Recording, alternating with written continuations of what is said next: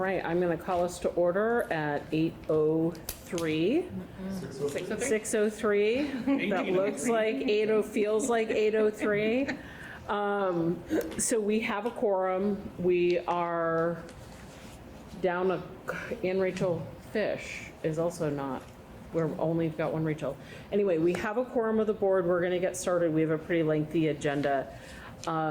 Tonight's meeting was warned as a special meeting because it's off cycle of our regular meeting. So the sort of purpose of tonight's meeting is to sort of continue the district reconfiguration conversation we've been having for a few meetings.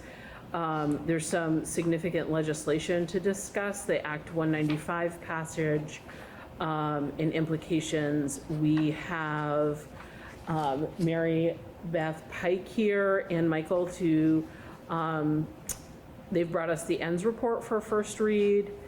We have some new policies that some are a second read that we'll need to take action on tonight, and then another pile for first read.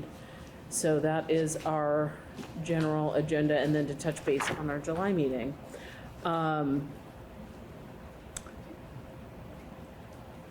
We are going to jump right into the ends discussion since we can't alter our agenda at this point. And then we'll have general public comment after our monitoring the organization section.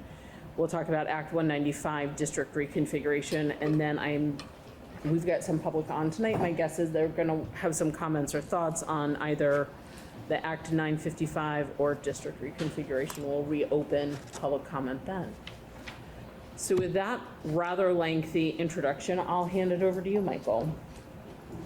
Great, so we're on to the ends report, and you get a pretty in-depth ends report in your packet. For those of you who haven't met Mindy Beth yet, you've come and presented once before. I think I just said hi virtually at your first board meeting for the school year. There you go. Mindy Beth is our Director of Curriculum and Academic Success. Student Achievement, that's what I'm looking for it there. Here comes Anne. On the spot here. We're squeezing in tonight. I don't need all this stuff.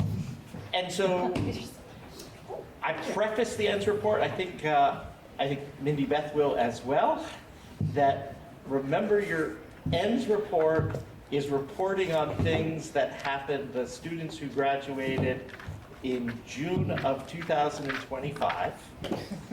And you'll remember that you've changed your ends, so they were operating under a different ends. Mindy Beth and I took the liberty of applying the ends that you're currently working with to that group, sort of as a way to lay the foundation and get us started on those ends. Those were not necessarily the ends that they were striving to achieve back in the time. And I think Mindy Beth is going to project a little bit of a slideshow for you. Okay, so you got your ends report early, so hopefully you got a chance to look at that. So I've taken the highlights from that and put it in a slide deck to share with you. And we can stop after each slide if you have questions, that's fine. So as Michael said, we're using the ends that you guys created this school year because he's been reporting to you monthly on those, so it just makes sense to continue the reporting with those current ends. All right, I need my glasses. All right, so you have three overarching areas in your ends, which is academic foundations, life skills, and self-care. And it's not really community and global. I typed that in wrong. Community engagement and global citizenship. So here, we're doing our interpretation of these things. So just really briefly, we're interpreting academic foundations to be those core foundational competencies that prioritize writing, math, scientific investigation, and global cultural awareness. We're interpreting life skills as things that equip students for post-secondary life through career readiness, personal finance, self-direction, wellness, and our senior project or capstone. And for community, that we're fostering a global competency, active environmental stewardship, respectful civil dialogue, and diverse community partnerships. So we're going to highlight those, hold on. Taking over there. Okay. All right, so we'll start with the first one, a rigorous academic foundation. So in English language arts, so remember we're looking at evidence from 24, 25. At that time I was in the district as one of the co-principals here. So where we've been, so K6 has PLCs. In 24, 25, that was, those were district-wide PLCs. PLC is a I'm gonna professional- interrupt and just say, Yep. can you Professional, define the Yep, so those are professional learning communities. So what that means in the elementary school is that we all come together and either K6, we're learning something new, or we break out into grade level teams where they're doing some work. So a lot of that work was around literacy, and teachers had the option of exploring different avenues in education, and they reported back on those. In 7-12, they have monthly department meetings focusing on their ELA curriculum, which is English language arts. Yep. And our Cognia scores showed 59% proficiency in ELA skills for 24-25. So using that data, and then of course thinking about this year, some next steps for next year, we'd like to launch an internal ELA coaching model in the elementary school. We have 4 teachers who have spent the whole year invested in the Vermont Reads cohort, working with a coach and thinking about those consistent practices that we can have in our ELA classroom. So they're going to push that out to the faculty. We want to establish formalized and consistent data analysis protocols, and we want to align the foundational elementary assessment systems district-wide. So we have our formal assessments, which is STAR 360. So we're really thinking about aligning those other more local assessments. And the teachers did quite a bit of work on that this year, so we'll keep working on that. So in this area, we're at partial compliance. Yeah. Yeah, we still have some work to do. All right, for math, we're in partial compliance. So again, those professional learning communities that I talked about, they did a lot of work around Math Launch, which is like the first 5 to 10 minutes of math and how to engage all students at a level where they can all have discourse around a math problem. So that's something they worked on in 24-25. And again, departments had their dedicated math curriculum planning and development meetings at the high school. And our Cognia score showed for all of OSSD a 44% proficiency in math skills. So our next steps moving forward is to formalize structured systems for data analysis and work with interventionists on, and work with our interventionists on pushing out more robust math lessons. What's your question, Anne? So, you said 44% proficient, so there's Yep. proficient, there's like exceeds proficient, do you mean all of those categories So, yeah, above that's a great proficient question. and above? Yep, so when I say Okay. proficient, it's on target or above. Yeah. Okay, Yeah. thank you. And we're also going to refine our alignment and vertical And is curriculum. that all grades? That's all of OSSD. If we look at all of OSSD together, that's where we land. Okay. Yep. Is there any breakdown by grade level or by elementary, middle, high school? Yes, but not in this report, Okay. but we can certainly obtain that. Okay, so data analysis, beef up our interventions, and the high school is working on a vertical alignment so they can successfully move through their scope and sequence of math. And I said that was partial compliance. All right, social studies is also in partial compliance. So the 3 elementary schools integrate social studies into their English language arts block. However, the scope and sequence of that varies by building. So what they're teaching for social studies in 5th grade here at Randolph might not be the same as it is in Brookfield. I'll circle back to that. However, social studies 9 through 12 currently is meeting, they're following their state standards for that. So the next step for this one's a big step. So currently, social studies standards are the C3 standards. And they're basically just overarching standards like I'm going to teach certain things in history and geography and economics. And I'm missing an area, but that's okay.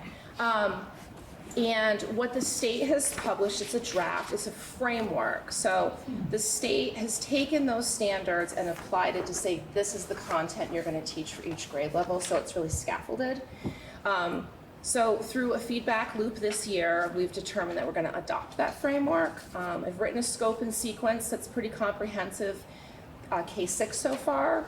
So 7, 8 will work on their part of that scope and sequence. So I'm hoping that, along with the educational quality standards, will really align social studies and make it so that our high school students can graduate successfully with the new requirements that are coming down from the state.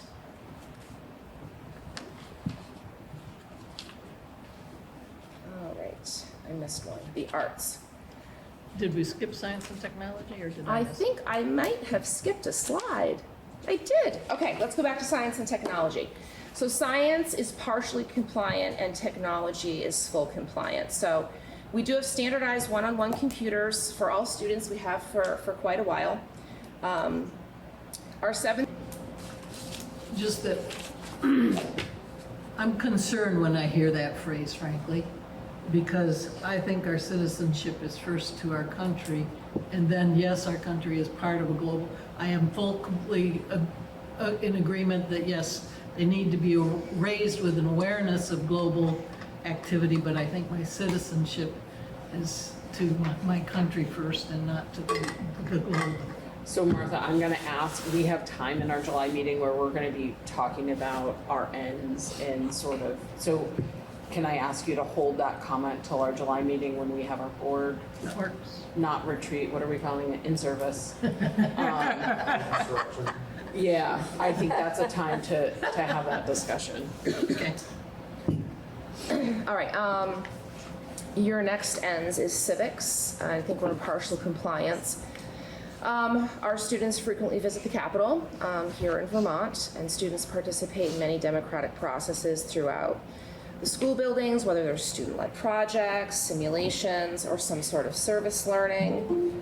For instance, I believe, yes, in 24-25, there was a elementary professional learning community that worked on service learning, and we set up a whole voting booth out there to emulate town meeting day for them, and they got to vote on something, and they would look at little booths, and they had to check in, and they got the sticker.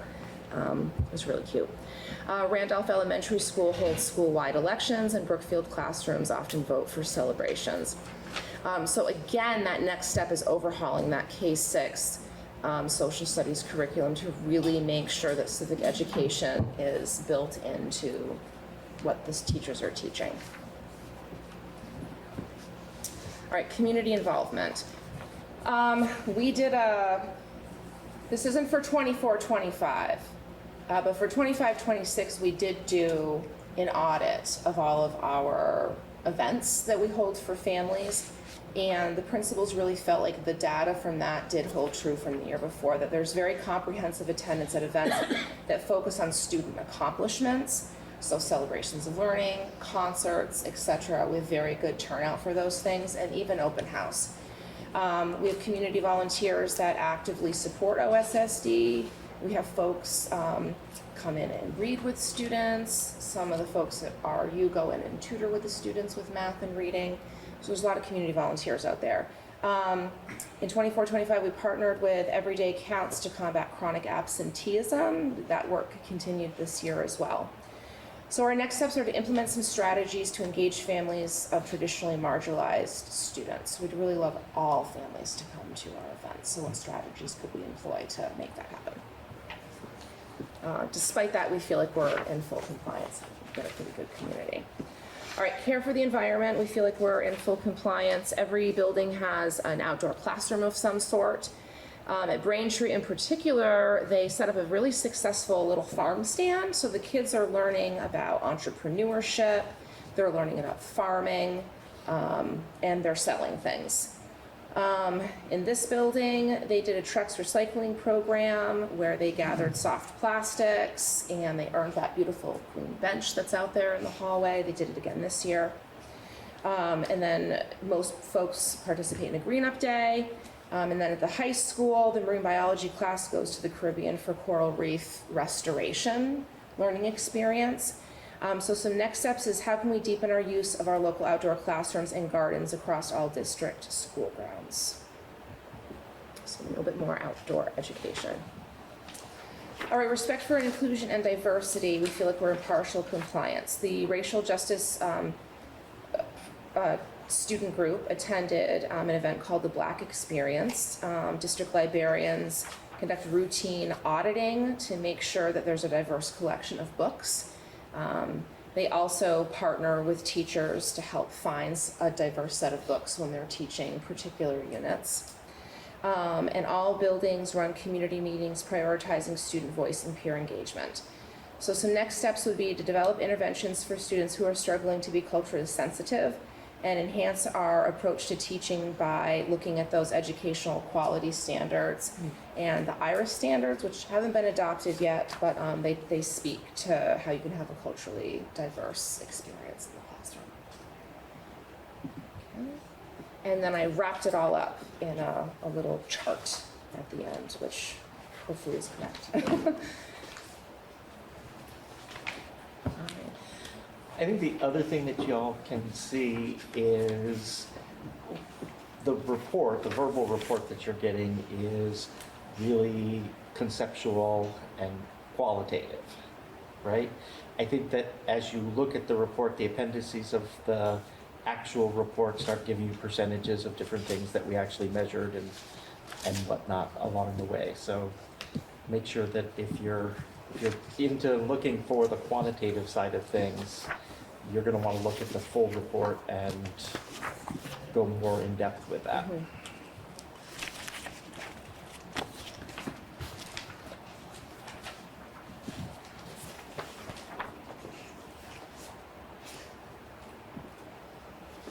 Questions?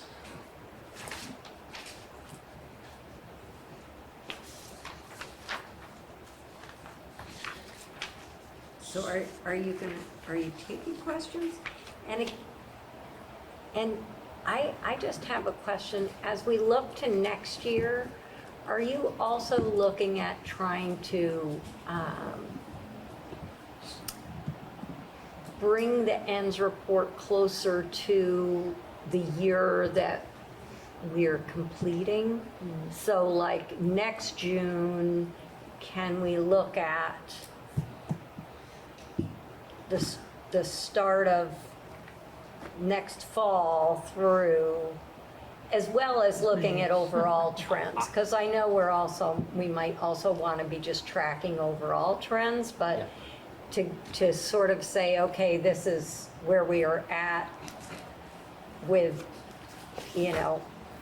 last year, I think That we need seems the to be a direction problem. from the board that that's okay to do. This is a really hard exercise to do it the way that we're asked to do it. And it's with information that we're so past what was happening last year, right? Right. Our focus at this point, and I really appreciate the way Mindy Beth set this up, because she's telling you, this is where we're headed. Yeah. And I think that's the important piece. It shows you the trajectory. I think the two things that Mindy Beth and I have talked a bit about as we're preparing this report is you get the end snapshots this year, and what we're realizing is that data that comes along with it. Sure, we told you about activities that people were doing that if you had a little bit of imagination, or maybe you didn't even have to have any imagination, you understood how that work was moving something towards the ends. Now where we're at is, what's the specific data that we're going to look at? How are we going to get to the point where you're expecting, let's go back to that DESA piece. You're expecting to see 100% compliance in taking it, and then the next step will be, how are we moving people from the first take of the DESA through the second to the third, right? You're going to be able to see that growth. You're also going to get introduced, I suspect, next year to the data warehouse system that we purchased called EduClimber, that lets us dive into data in a much more robust way than what we've historically been able to do. So I think you're going to see several things, and I would love for the board to say, okay, let's put together an ends report that's true to the year, or is true to the year That we're completing in. by the end of June. Right. Right, right. That to me makes more sense than what we've done the last 2 years that I've been here. I think I said that last year too.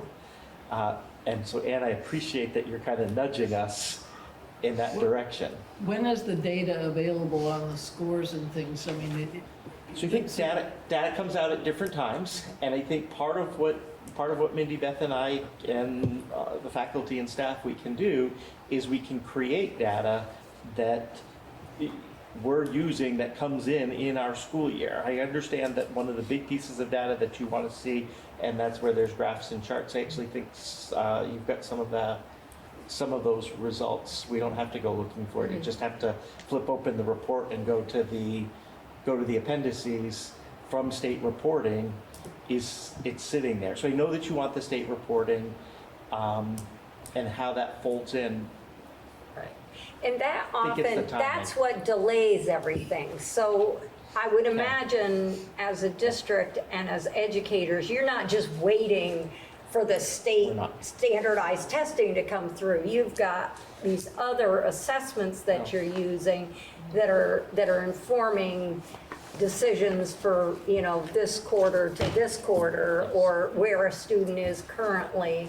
So, maybe part of what we do is we pull the state data, the big, that standardized testing, maybe that's a completely different thing, and we don't incorporate it in the ends report, so that way we can look at more what we're doing as a district and the benchmarks and the outcomes that we're looking for as a district to kind of see where we're going, because I would hope that our instructors are not just basing their assessment of how students are doing on those the state tests. No, by the time the state Is test they're comes so back, limited. it's too late. Yeah, Right? So yeah. what's really driving, as Mindy Beth explained here, is when our students take our STAR assessments, those are what is flagging interventions and work, and where do we need to provide more in-class support, what's going on, how are we moving forward with that? What I would suggest is that we're probably in the spot with what are the other local assessments that are also doing that tell us that we need to adjust right in the moment. and when did the state standard information come? Rachel had her hand up. I'm sorry, I can't see. It's okay. I'm sure you couldn't see. I'm wondering if we could do a hybrid where you are reporting on the last year, but we still incorporate some of being able to see these year-by-year trends, that the state data is better designed to show us in a way that the STAR data or whatever local assessments aren't. I think it would still be helpful to have that, even if it's like, here's what we're seeing for this year and what we're using to drive instruction, and here's the big picture of where we've been in prior years, would be helpful context. I think you're right on with that, Rachel. To me, you want to see that when the state data gets released, it typically is in the late fall. I think that's a fair thing to say. Okay. That's a great time to come in, and it also puts that data into context. The 44% in mathematics sounds like, whoa, we've got really major problems. And 44% is not state, that's sort of where the state average is floating as well.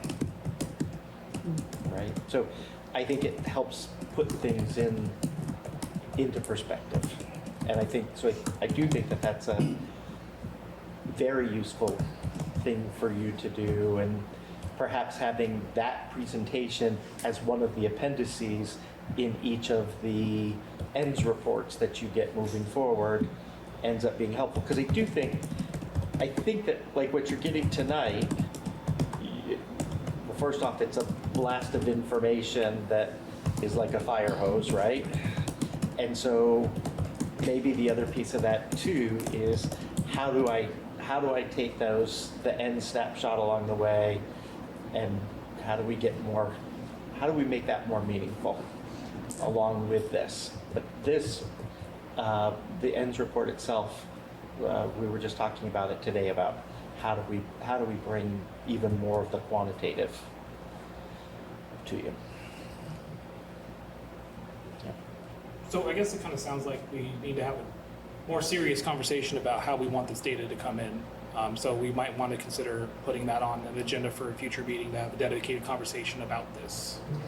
Yeah, and I think we're diving into the ends a little bit, well, a During fair the- amount in our July meeting, so I think that's a time to really hash that out. But I did want to turn to Martha since I made her wait for Rachel. So the state standard information, when does that come back at us? Is it Late in fall. May? Late fall. It doesn't, okay. You're talking about the state assessment? So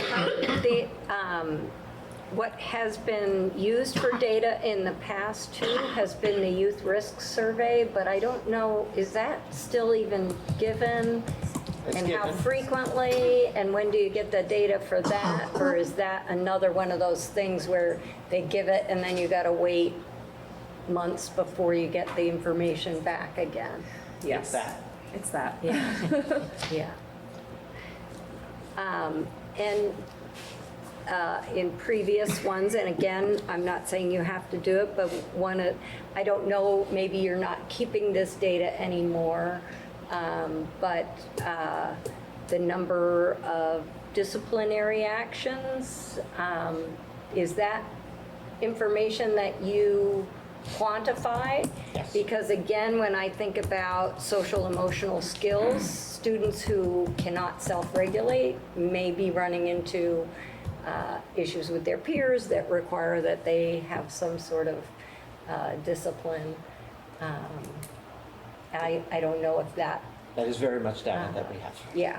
Because again, I don't want you necessarily I don't want to create work, but when we think about what we can use as ways of sort of looking at, you know, if we're trying to make it so that kids are getting along, is there some data that's already being collected that could easily be used to sort of, and see, I mean, maybe it wouldn't be relevant, maybe it would be. So I think one of the things that's interesting is the data warehouse that we are setting up and working with will be able to do things and so it'll be able to take that DESA score and plug in and show you the intersection between that DESA score, pick whatever in-house local assessment you want, and maybe the number of disciplinary infractions that a person has, and spit that data out instantly to you once you set the reports up. So I think that we're headed towards a spot right now. What we've got the ability to do is to say, hey, here are the things that we're doing, but to get in there and really have that data make sense and to have you understand what's going on with that data.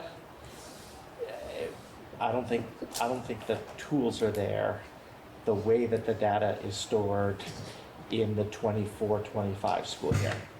I think in the 25-26 school year, it's starting to be stored in a way that it can be pulled out and be meaningful.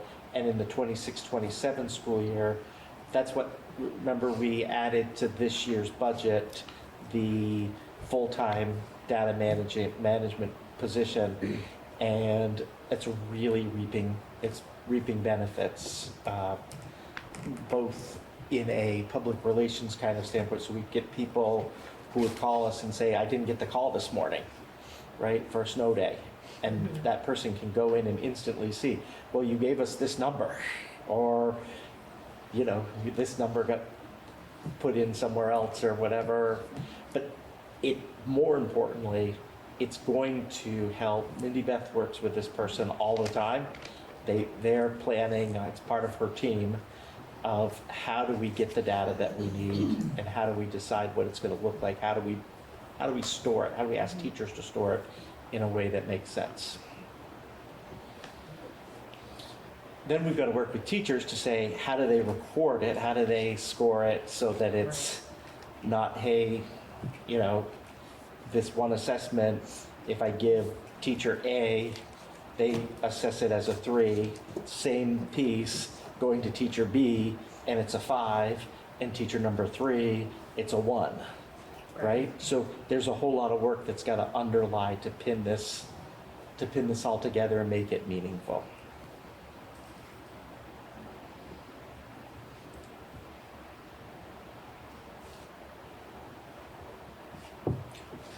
I was also just curious, there were some sheets here on district enrollment longitudinal. Is that wasn't part of the ends report, that was just, Good showing you. That's data that you. so what is this? How many students were at Braintree in each of the grades in all these years? This was this last year. Okay, so it's just the total number of Just students? enrollment trends. Yep. Oh, okay. Who we're still So just missing. showing enrollment trends. So that's data to support what end? Or is it just information for us to have? I think that we're showing you what's happening with the trend overall throughout the schools. Okay. And, okay. So we don't really have an end that says, tell us about enrollment. You have ends that have us talking about all students will do this. And so Okay. that's what all students means. Okay, In this so you're case. just showing us how many of these students in our district? Okay, Yes. got it, got it.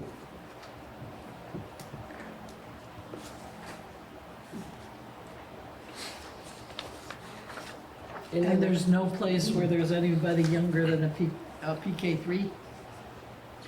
Our schools, no. No. K-3 Yeah, is so, overlap. yeah. Children under the age of 3 are served through the EI system, the early intervention, or birth to 3 system.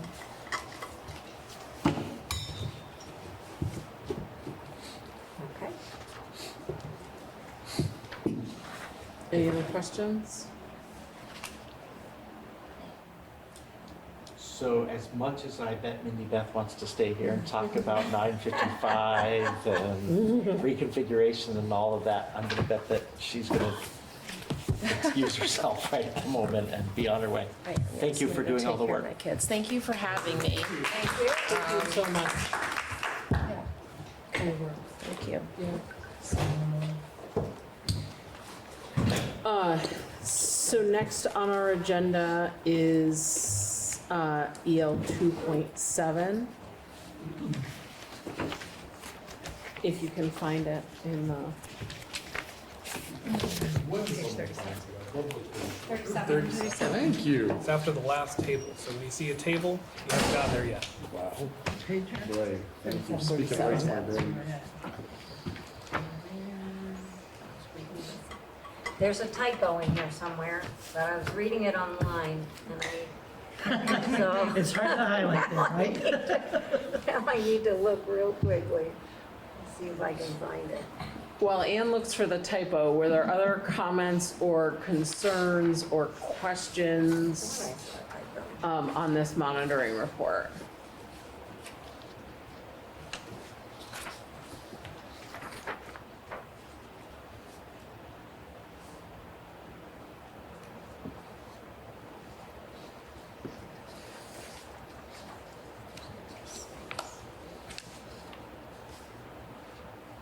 All right. No, I'm just invested in finding this type. Well, now was gonna I'm I thinking it see might have it. been in the ends report, now that I think about it. Because I'm not seeing it. I'm not seeing it right now. Anyway. All right, I will move to accept EL 2.7 monitoring report as in Seconded. compliant. All right, I have a motion and a second. All those, discussion. Any discussion? No. All those in favor? I Aye. All those opposed? Abstentions? All right, EL 2.7 is accepted unanimously. financials. We're moving along in the same predictable trajectory that we were. We're running a surplus. I think Robin will come with a better estimate of what the surplus is at the next meeting. So we're sort of at the spot where we're closing down the books for this year, but we'll still get things coming in. She does a really good job of getting people to get their stuff in by the end of July.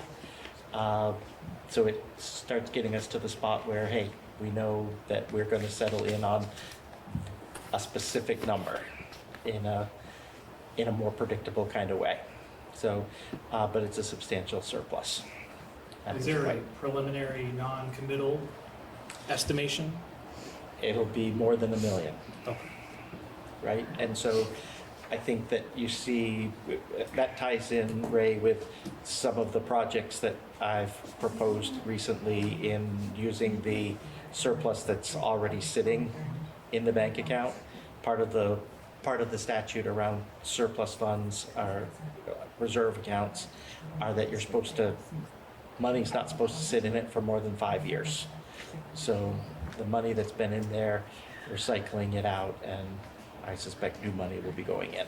Is there anything in that account in danger of hitting that 5-year limit? No, I don't think so. And the overall budget was. Okay. So I think that's where you're in good shape. We're Great. in good shape. And she'll come next meeting, or she'll come in August with that report? I think she'll probably bring us, she'll send me a specific number. So Okay. when you get the number from me, right, I'll estimate and I'll look at you and say, whoops, I was off, right? She won't give you a number until she's ready to really I stand fully behind it. recognize the non-binding nature of the number you've given me. Yes. But I think, and that's the good, right? When you hear a number from me, I'm telling you, hey, I'm ballparking, right? When you hear a number from her, that's a number. When you tell us, when it's finalized, Yeah. will you be able to tell us partly like what made it happen? I can already tell you what made it happen, right? So it has to do with bringing staff in at lower rates than what it okay. was. It has to do with positions that weren't filled. It has to Wondering do about that. with health insurance that wasn't taken. And it has to do with special education costs around placements. Sometimes it's we can't get a student into a placement that they need to be in, and so then that money ends up being surplus. Those are the big pieces right out of the gate. Okay, I was just curious. Sure. It's the question. Ann, it's the question I ask Robin every time we get there. What's doing this? Let's make it. I was in the Caribbean saying, hey, what is, Why? these numbers are bigger than I'm expecting. You know, Yeah. right? Any other thoughts or questions on financials? We have a few people online. I'm curious if there's anyone here for general public comment. We're going to have open public comment around reconfiguration in Act 955. After those presentations if you want to just maybe put a raise hand up if you're interested in public comment now, I'll open it.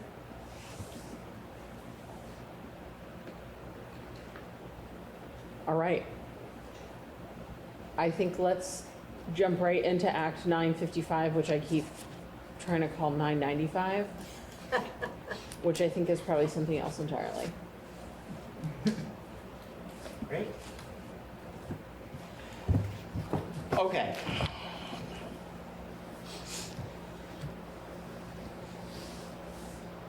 So important here. Actually, can we open, just for everyone listening and all of us here, just a concise, very brief summary of what H955? That's exactly what I'm going to do. Okay. That's this whole section in under ownership linkage, but prepping you for 4 you're going to have to, when I talk about the two things that need to be appointed, when you get down an hour and 10 minutes from now, you're going to hold on to that. Okay? So in your board packet and in my board report, I tried to give you the most direct, concise summary of 955 as it relates to redistricting in the state and this new entity called a CISA. Okay? And I'm going to start with, let's start with the voluntary mergers. So redistricting within the state. It mandates, 955 mandates that the Orange Southwest School District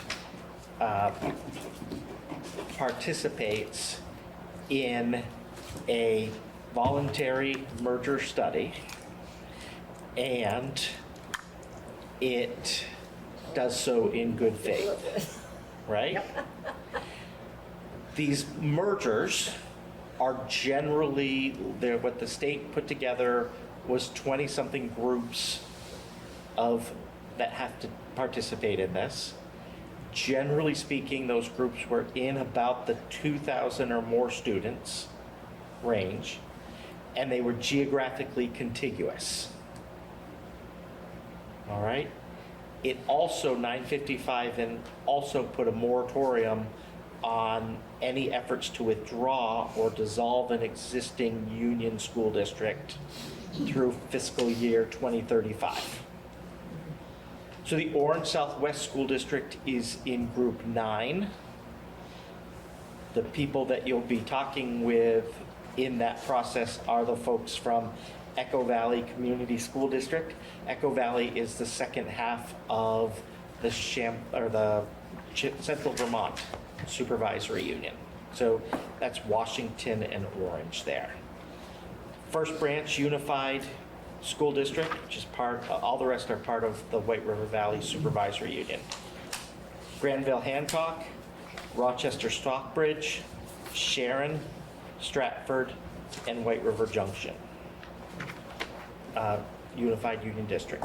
So these are people that you talked with already. We went down to the White River Supervisory Union Board meeting last year. Sort of at this time of year, it feels like to me. And you had some questions. So the merger studies are going to be facilitated by a professional facilitator who was hired or will be hired. So one of those CISAs that already exists is responsible for hiring the folks to go out and do these merger studies. Okay, and I think if you get into the law, there's some specific things that you have to look at. Quickie, Sure. there's a place down in the White River Junction area that merges across the river. I don't know the name of the district, but is that part of this area or not? No. It is not part of the Group 9. Okay. The only people that are part of Group 9 are the ones that I just read you and that are in my superintendent's report. Other districts in Vermont can ask to join a group. You could ask to join a different group if you wanted to join a different group, but you have to participate in this group. Now here's the part that you're going to need in an hour and 10 minutes. In order to comply with H 955, OSSD, the OSSD school board must designate at least one current school board member to serve on the Group 9 merger committee. And if that member leaves the board for any reason, then the OSSD board must promptly replace them with a new designee. On page 126 of your board packet is the timeline that this needs to happen in. And so those facilitators are hired by that CISA by September 1st. And by September 15th, you have to have designated that person. So I guess technically you don't have to do it tonight, but I put it on there, I gave it, since it was a special meeting, I put it as an action item. I reached out to Ann and Emil and said, hey, I think we need to put these things on in case you want to designate the person tonight.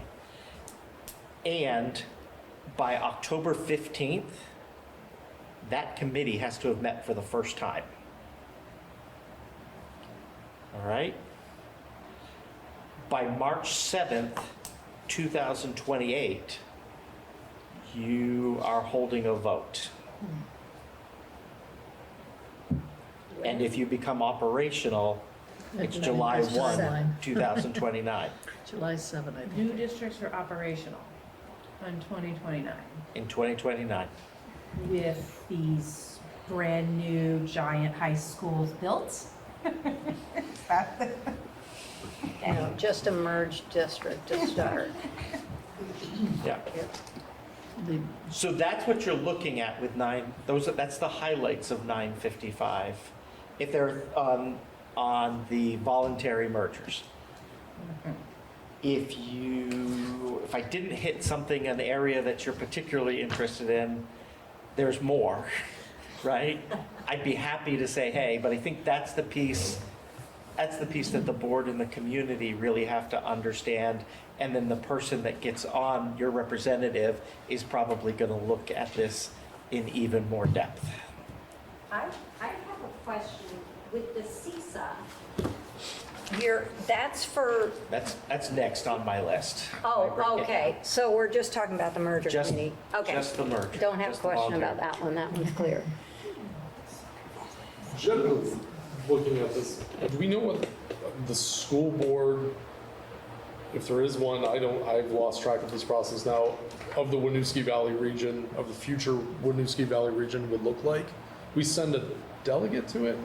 That's not part of this. So the CISA, yeah, this is the beauty of. Totally. I've been I trying know to that the keep it- CISA and the other thing, the merger site groups are not part of the future governing body. right? Correct.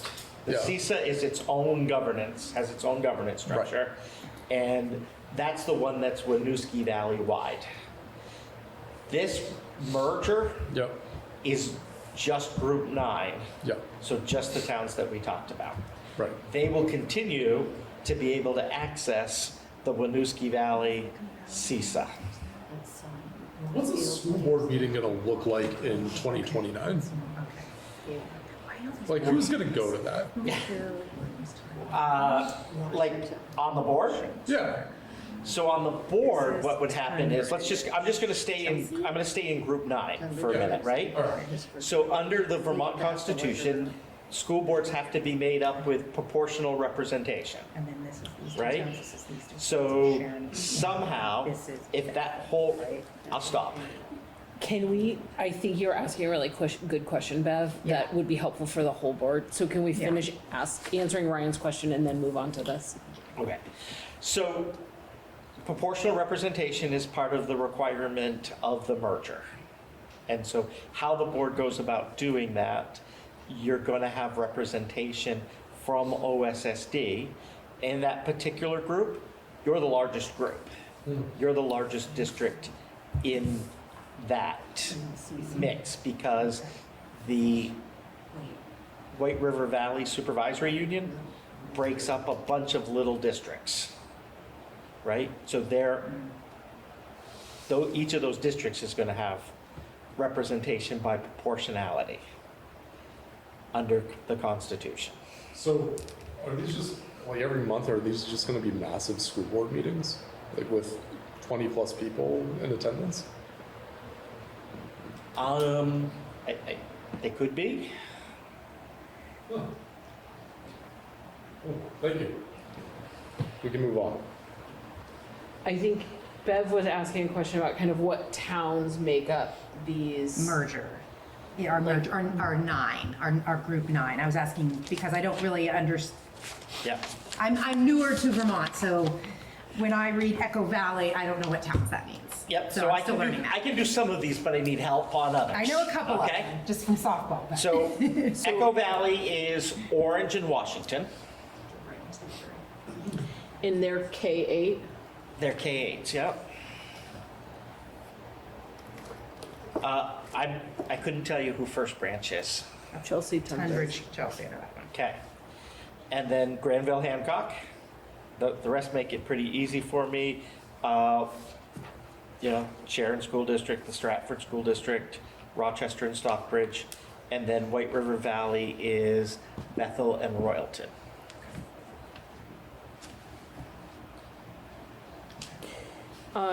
So when Michael emailed us about these towns, one of the things that I started thinking about is there's a lot of school choice in these districts. So Echo Valley and First Branch, I think, are both K-8. Granville, Hancock is absolute Nothing. school choice. Yeah, they're slim to nil. Rochester, Stockbridge has 2 elementary schools, like K through 6. Do you remember? Or K Yeah. through 5? No, Rochester has a K-6. K5, because then they go, To middle school. then they can go to Woodstock. That's they why have- I'm a little surprised. So they have choice. So here's what I know about this, right? Echo Valley kids go. Everybody except for Orange Southwest and White River Unified District have choice at least the high school level, and maybe before that, right? So, Yeah. so that's going to be an interesting part of the conversation that this merger has to have. Does Washington? But Echo Valley, you got Northfield and Williamstown. They don't have No, choice. they're part of Payne No. Mountain. So what happens is the Central Vermont Supervisory Union is made up of Payne Mountain, which is Northfield and Williamstown, and Echo Valley, which is Orange and Washington. You've only got the, Oh, we You only won't- have Echo you Valley. only have the Echo Valley side of it. And we don't have all of the, So that's Washington and Orange. Do we have Okay. Hartford along with White River Junction? No. No, Okay. we don't have them at all. Rachel, can Hartford's you wins. say your comment, Rachel Gades, could you say your comment again? I only heard half of it. Said we're closer to the Northfield Williamstown, or at least our side of it. Yeah. I mean, Chelsea is closer to them, but those kids So go to high Berry for schools, high school. it's just, They're right next to Berry. They go to Berry for high school. Washington Orange. Washington and Orange, they can go to Berry, then Then some most of of them them- go most to of them do. Williamstown. Yeah. Is what I'm saying. That's their community. That's where they go to the grocery store. high schools. That's where they go to the in that- hospital. That's their community. That's just us and That's interesting. South Royalton, right? The only 2 high schools are Randolph Union and whatever the White Whitcomb High River, School. the Bethel Royalton High School, whatever that's called. Is that high school 4-year or is it 6 years? Do you know? Well, they have a middle, They have- they have a joint middle school that's in where Whitcomb High School used to be. It's so confusing. So it's in Bethel. Their middle school is a Royalton, Bethel combined middle school in Bethel. And then the high school is 9 through 12 in In South. So they have a more conventional setup in that district? Yeah, Okay. So except that it's. I did. I mean, grade level, sorry, yeah. Yeah. I did go out because you had conversations with Williamstown and Northfield and say, okay, who's Williamstown and Northfield? What group are they in? And they're in, they're in group 20.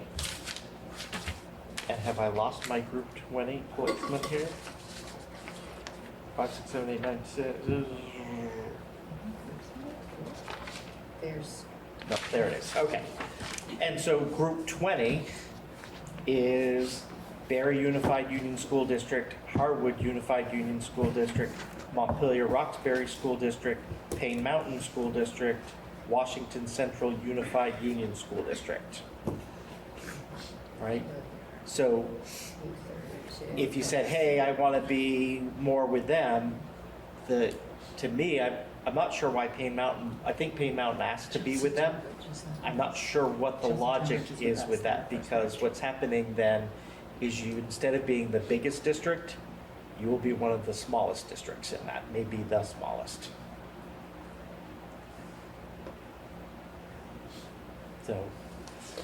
So what I heard you say is that we have to participate in group 9, and True. we have the option of requesting to join another group. Yes, as a board, if you want to join another group, you have to vote on it, and then select a person who's going to do it, and then we reach out to that group and say, we want to be part of your study too.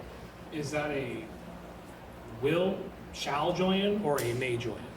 That is you shall join group 9. Well, yes, You yes. you may join another group if you Let me want. clarify. If we ask to join it, Yeah. must they let us in?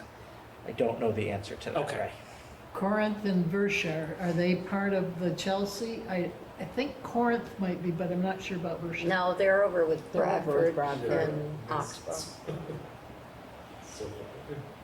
And Wells River and Waits Newbury. River, Sorry, Wells River, yeah. Waits River is like next to Corinth. Right. Okay? Okay. And they let Roxbury hang out over here, and they kept them with Montpelier. Well, they They- said there they was have no to. changing anything. They're That's not- just sort of, They're kind not of letting bizarre to districts, me. unified districts dissolve. right, And right. so in order for Roxbury to be able to explore something else, they would have had to dissolve from the Montpelier Roxbury. But they're not Unified allowing Union. that now. Not You until can't- you 2035. I bet you Yeah. can get legislators to change that if you had a purpose. Bet if Brookfield wanted to go with Williamstown, they could get them to change it. You'd have to go through the legislature to do it. I don't think you'd have to wait 10 years. Is there a defined penalty for noncompliance? There is a section, it's a great question, there is a section in the report, or in the legislation, where one of the things that the facilitator has to do is identify to the state any group that did not participate in good faith. But you could participate in good faith and still decide not to merge, like, it's a study group. It's a study group anyway. You can, and it's voluntary merger, so you can go through the study and say, no, we're not gonna do it. It's true. So comment on school choice dynamics from your perspective as far as this goes, because a lot of those schools do use the Sharon Academy and the Thetford Academy and things like that as school choice options, but is school choice options really going to hang in there, or are they being pulled, the rug being pulled out from under them? You'd probably have to I don't- ask your legislators about that. I don't have a comment about that. I think that that's part of what the study committee is gonna have to look at and decide. Okay, we need to nominate 2 people. That's later in the agenda. I think Yeah. that's true too. Or, Okay? We do, Ryan, you're right. You're very enthusiastic and skipping ahead. Good. Do you want me to move on? Do you want me to move on to CISA? Yes, please. Okay. So Cooperative Education Service Areas, otherwise known as CISAs. These are entities that allow school districts to voluntarily share services, personnel, programs, purchasing, while maintaining local governance. There Much is- like what we heard at White River Valley, how they had their arts and crafts, arts and music teachers and their They're doing- administrative finance deals, they were all covered by an overhead. They, And they were covered by the White River Valley Supervisory Union, right? And so the CISA is now looking at taking a group of supervisory unions and putting them under one umbrella. but it would be similar in the kind of content. It would be similar in the kind of content, not the kind of scale. Okay. It would be a much larger scale. So as soon as the governor signs the piece of legislation, there are 7 CISAs that become entities automatically. And the CISAs that you're a part of are it's the Winooski Valley CISA. And so that is made up of the Barre Unified Union School District, the Central Vermont Career Center, the Central Vermont Supervisory Union, the Harwood Unified Union School District, the Lamoille North Supervisory Union, the Lamoille South Supervisory Union, the Montpelier Roxbury School District, us, the Orleans Southwest Supervisory Union, Washington Central Unified Union School District, and the White River Valley Supervisory Union. That's huge. It's a really big area, isn't it? That is what- Orleans isn't Lamoille. Orleans is, Orleans is part of Orleans County, Memorial is Memorial. way yeah. over yeah, northeast King Orleans there, and right on the end of the Essex northeast sort of Kingdom. south of North Country? That or Farther farther west? farther East. east, Oh, east? yeah, Yep. because you're headed east that way. Is it contingent with Lamoille And down North? south. What are the schools I in bet that Orleans? Lamoille North touches it. Okay? All right. Essex is tiny, I tiny. have in one more terms of question. place. How come Central Vermont Career Center is called out separately in our TCC? Is that because it's part of our district? No, yes. Well, Okay. I put it the other way. It's because the Central Vermont Career Center All these. is its own district. Gotcha. Okay. Okay? Okay. So you've got the scale of Do this. you have any maps of these yet? Do I have maps of these? Yes. Well, Winooski Valley, that's the same, there's already some stuff that's done through, like there was the Winooski Valley Jazz The Winooski Music Valley. Festival Sure. and were there any other things that were done under that Winooski Valley umbrella? Yeah, the superintendent region is the Chittenden, Winooski Washington. Or Valley. the Winooski, okay, so they've, Lamoille. okay, That's what they built this on. Yep. okay, got it. Okay, And Windsor. so here's what the CISAs can do.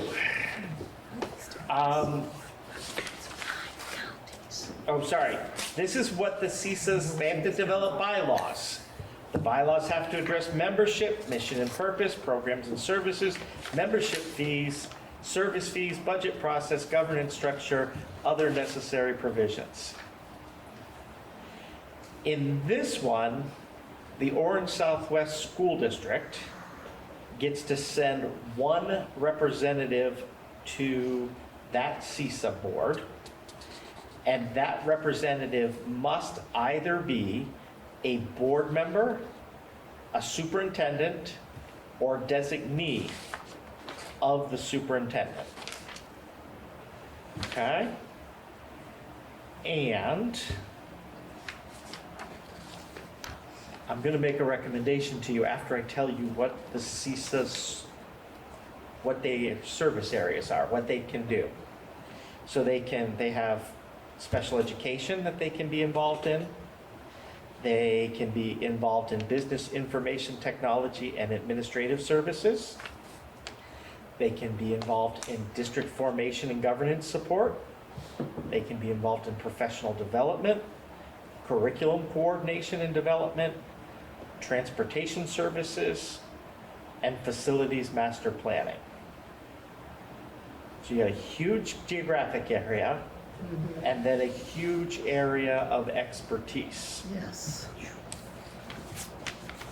I'm going to be meeting with the Winooski Valley superintendents on Friday.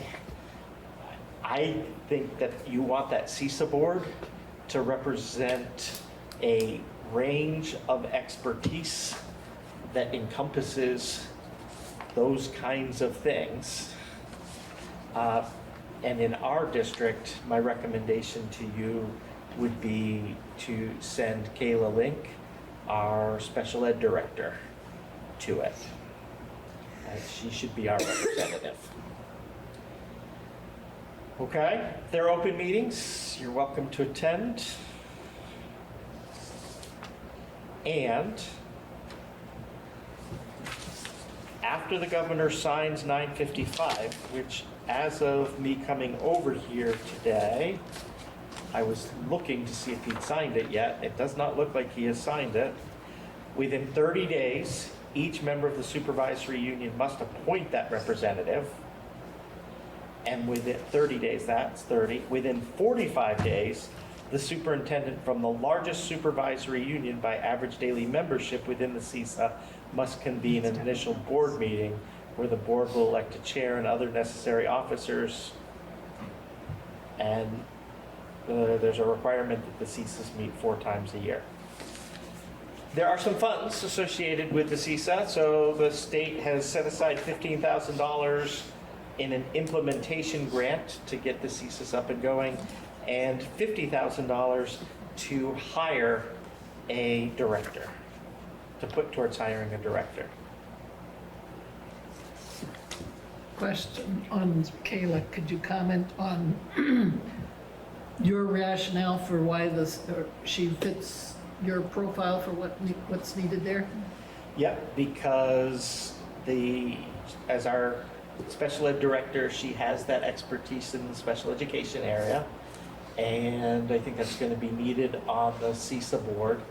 And so on Friday, I may find out that everybody else is sending their special ed director, and maybe that needs to be mixed up a little bit. I think there needs to be some conversation and to try to mix that up. Ultimately, you as a board decide who it's going to be, and the same thing with all of those other boards.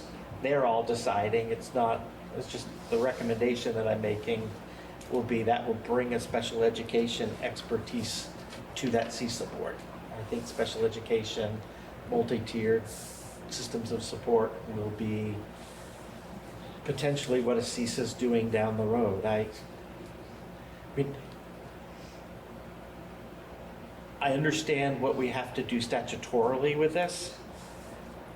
I don't understand yet how that entity is going to effectively help that large of an area on that wide of services.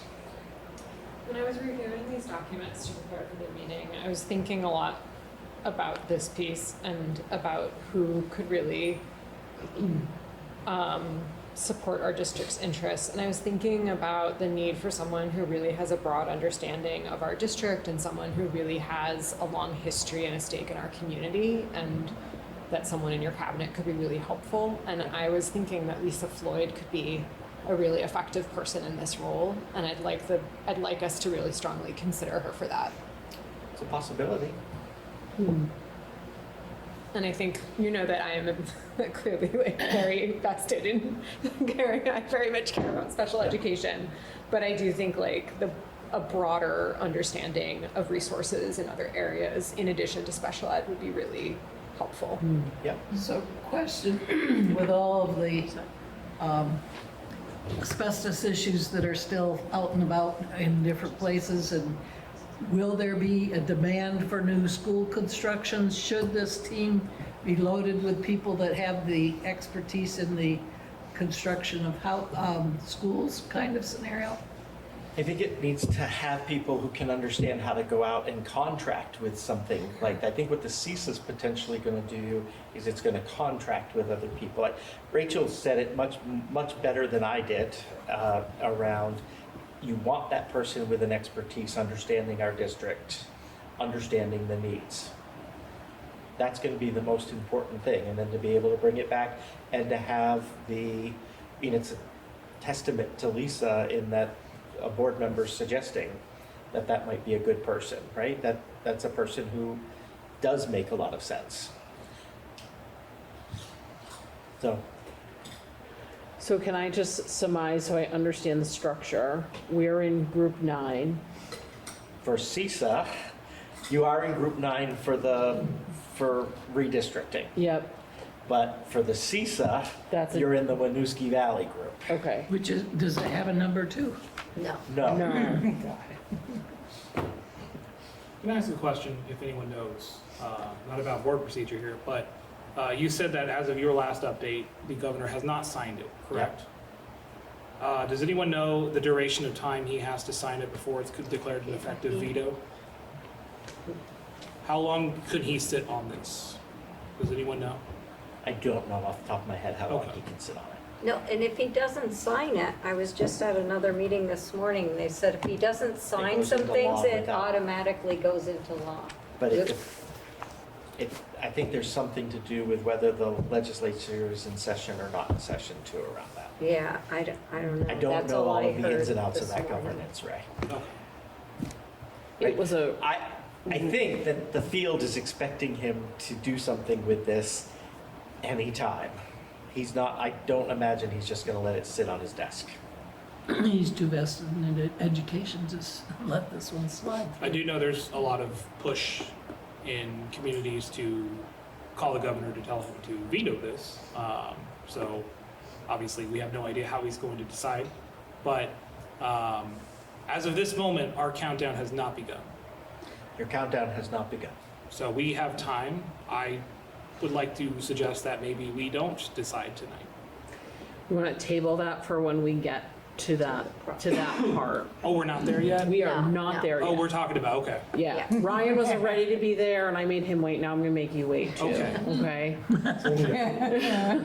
So I have one more CISA question. So looking at these areas, when you think about the additional services or expertise or a sharing, which one of these areas do you feel like our district could benefit from the CISA? And notice I didn't say that Mike Clark should be your representative on the CISA. Do you want to? No, I don't want to be because I am having a hard time seeing how the CISA benefits the Orange Southwest School District. I can see, so I had no problem coming to you and talking about potentially, do you need to merge? Does it make some sense to do that? And here you go with that. I'm struggling with the CISA, and I'll give you some reasons why right out of the gate here.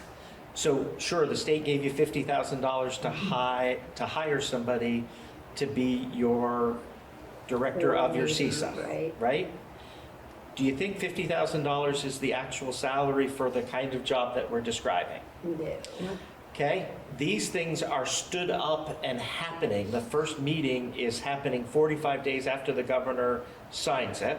You won't have an executive director.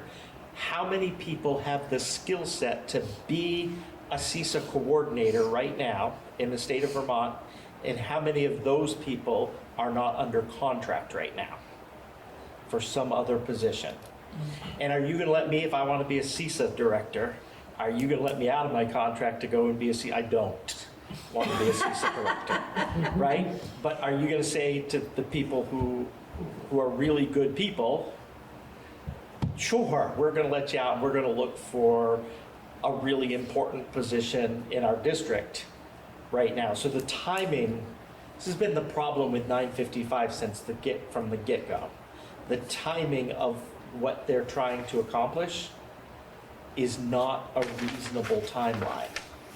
And so, and I think I'm going to rely on the CISA to start telling me how they can be effective and how they can help me.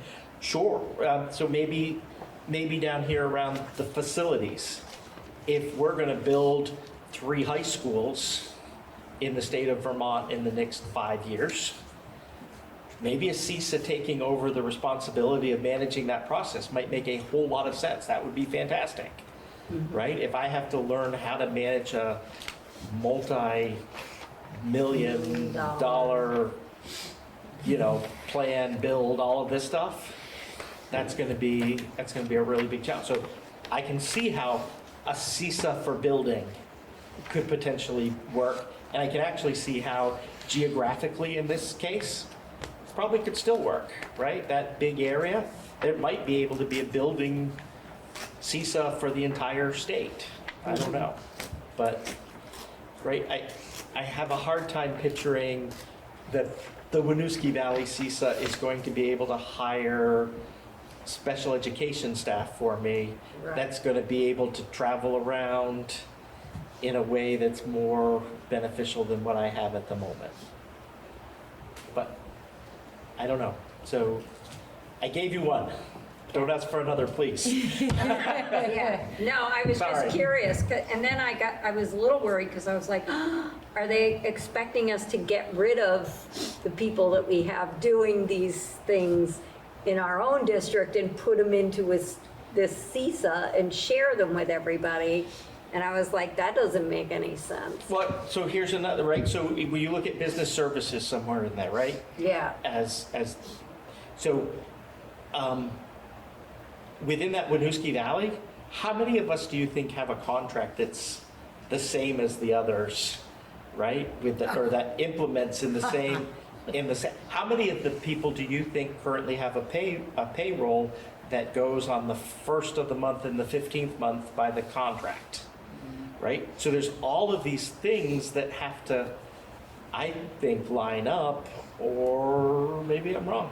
You know, maybe somebody when I was in Grand Isle, I contracted with a payroll service because I couldn't keep a payroll coordinator. And they obviously did it for a bazillion different things, but I don't know. Is it true that the CISA divides some of the merger groups? It does, yes, Makes no sense. I agree.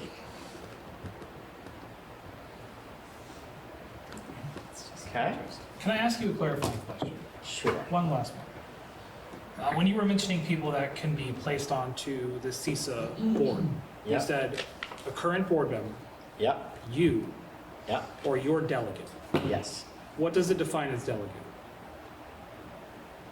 Could be Doesn't, anybody you probably choose. doesn't. anybody that he. I'd have to go, so what I have here, in case you asked questions, was summaries that were more in-depth than the summary I gave you in my board report.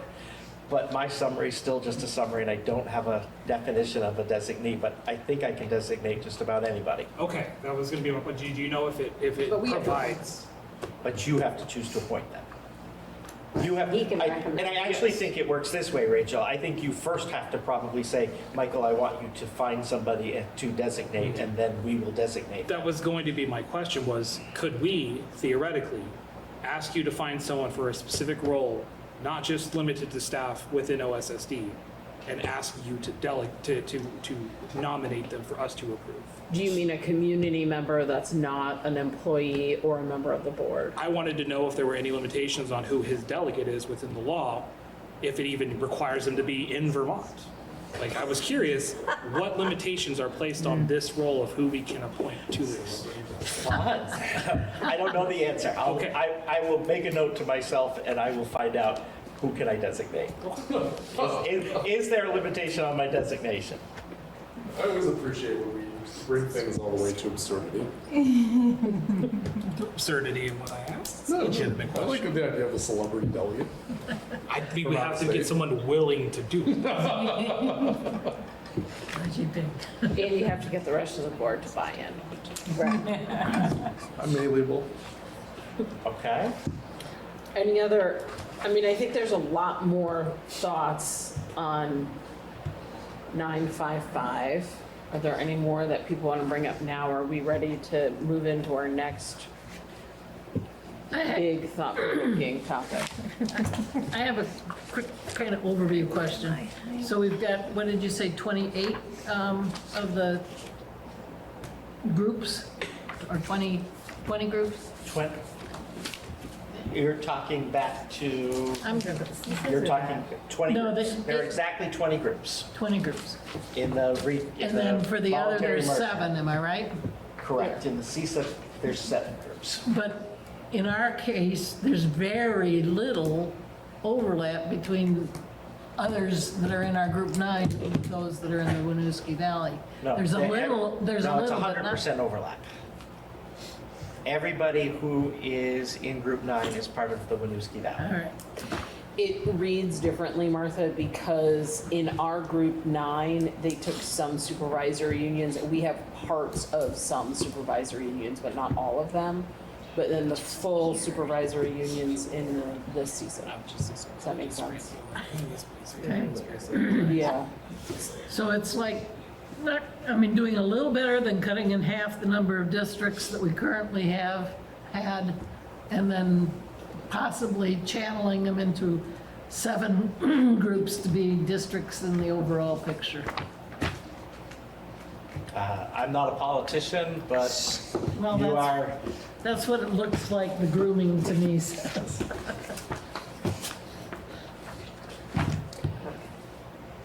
So I know next are we about to move on?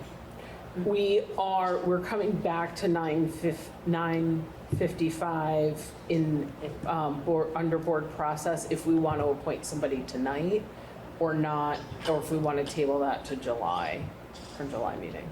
Did we want to ask that question then, or did we want to ask it now? Which question? The one that we were just talking, that you just said. Like, I was going to ask, Oh. is we're about to move on?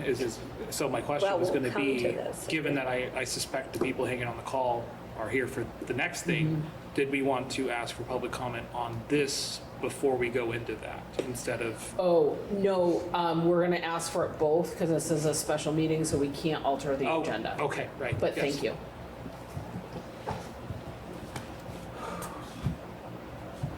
Okay. Is everybody ready for the next part?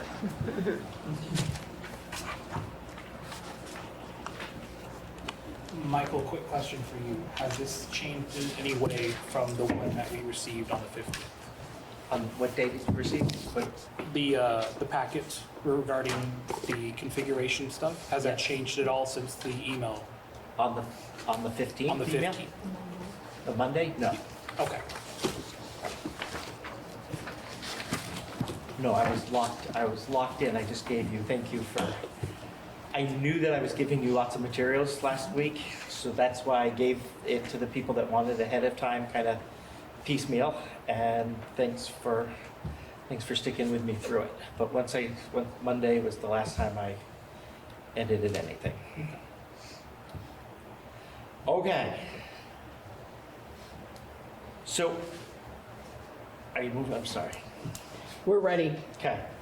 I mean, nobody said they weren't ready, so we're going with we're all ready. All right. I just want to give you I want to preface a couple things as you get into this, because I think this is I don't think this is me at this point. I think me was taking the information that you asked for and putting it into this document, right? And I don't think you need me to read you the document. You might need more time to look at the document and digest it and whatnot, but what I pulled together was, I think the way that it was phrased at the last meeting is, what problems are we trying to solve? And so the first 12 points of this report are, what opportunities for enhancement do we have, right? And I put those in a current state, opportunity for enhancement, and potential outcomes format, so that you would see what it was that I was looking for. And that I was trying to address that in a way that made sense. And then I took the 29 questions that Ryan had compiled at the last meeting and shared with us in writing, and I tried answering those questions. I'd say this. We're in the early exploratory phase. I think there's some version of this in a lot of the answers. We're in the early stages of exploring. I don't have an answer necessarily at the level that the question's asking it at that point. It's a great question. I want to make sure that it comes across in my answers. Great question. We're going to have to address it if it's a direction we want to go. If it's not a direction that we want to go, then it doesn't make sense to dive in and do the kind of work. So I hope it comes across in a helpful, kind of thoughtful way that says, okay, here's why, and here's my best take at what I know now and what I thought the question was asking, because there's probably a couple questions that I'm not sure I really completely understood, but I think I prefaced that a little bit by saying, you know, here's rephrasing and whatnot. So you've got it. It's like, what, 35 pages, give or take?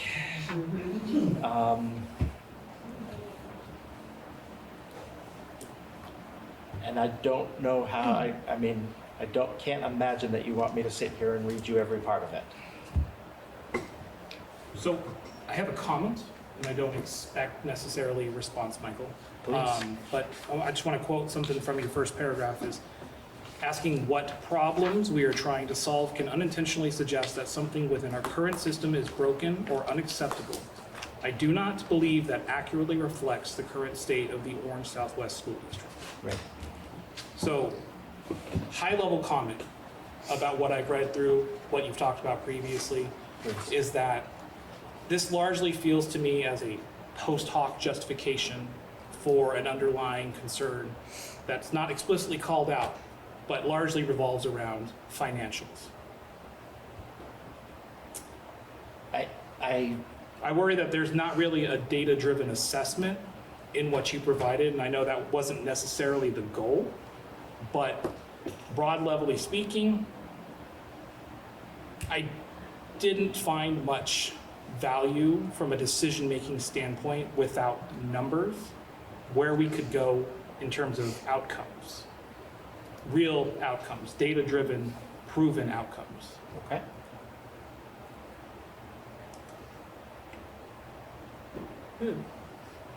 That's interesting, because I had, as I read through it, what I was expecting to see more maybe numbers rationale, but what I saw in what you wrote was more about serving students and using staff and being able to deal with some of the staffing and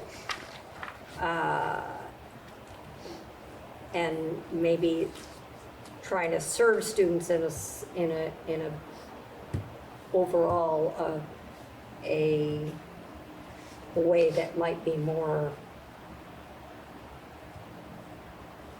efficient or more able to meet the needs of students, given some of the constraints in terms of staffing and those issues. That's what came across to me when I kind of, after reading through it, was sort of that's what stood out for me anyway, as I read through things. As well as that whole allowing for a middle school, a real middle school configuration for the middle level students, which we haven't had.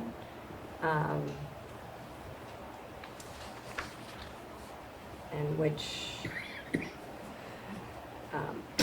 I just have a bias, but a lot of schools have moved to that middle school model, and I sort of watched and was in the schools with my job as the middle school was developed in our neighboring district, and I saw a difference in the way the students were once that model was integrated, and I talked with the different staff members that were there, and it might be interesting to hear from them if we were to consider, thinking about that, would be, because it's a very similar community. There were some really nice benefits. And some of the staff that I talked to had been apprehensive about moving to that model and felt like it was very beneficial in the long run. So anyway, that was what I came away with. Rachel? My read was similar to Ray's.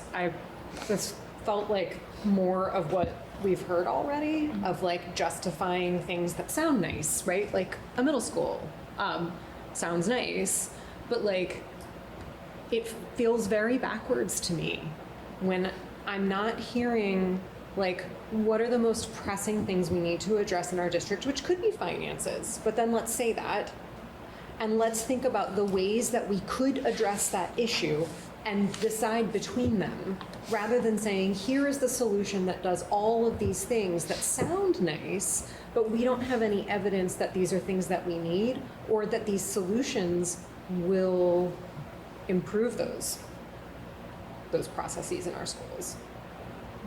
And I also want to say, Michael, I should have started with this, but I want to say that you gave us exactly what I was expecting. You gave us what we asked for. So I wanted to go back and say that you gave us what we asked for. I just wanted to clarify that I don't feel like what we have is necessarily, it doesn't seem like we're searching for a problem and solution. We're not searching for a solution to a real problem, other than one day we're going to hit some hardships when it comes to money. And this is a way to get ahead of it. So, I've been kind of thinking about whether I want to share this or not, because I think I hear a lot of concerns from really around the elementary school level, and I have a child that just finished his 7th grade year. And overall, I think it was a good year, so I don't want to sound, I have a lot of respect for the teachers that supported my child this year. And I think there is room for growth and improvement in our junior high. He had two homeroom teachers this year who are wonderful teachers, are a wonderful match for him, and teach 11th and 12th grade and are not well connected to what's happening in the middle school. It was, I think some of the things that I think developmentally are supportive for that age group are sort of missed, because we have 7th and 8th graders in high school, and it's not a separate model, and it's not as supportive as it could be. And I think every child has different experiences with it, and I've got, a 7th grade boy who's at the young end of 7th grade. So he won't be 13 until almost the beginning of August. So he's also on the young side for his class. And I saw him really struggle this year academically for the first time, because things that developmentally are not on board yet are also not supported in a high school model. And so this is not, I don't see this as a fault of the teachers or his advisors. It's a systemic, it feels to me like a systemic issue in design. And also, I don't want to feel like I'm complaining about a school that supported him really pretty well. But I think it wasn't, I think that when I hear Michael say there's room for improvement, I feel that in my family. And I'm hesitant to speak out at a public meeting because I have a lot of respect for the teachers and the administration there, but I also know we've cut an administrative position for next school year in that school. So there is going to be, one principal who I learned, I think, still teaches a class. So I hear you, and I think that maybe I also don't want to have rose-colored glasses on for our current situation, I guess is what I'm trying to say.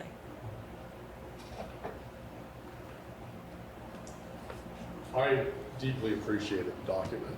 I spent a lot of time reading it. I read every word. And I know how much time it took you.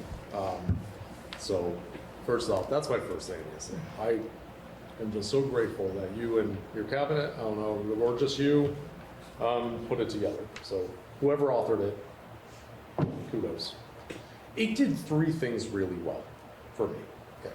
So first off, it really explained that, hey, this is still conceptual.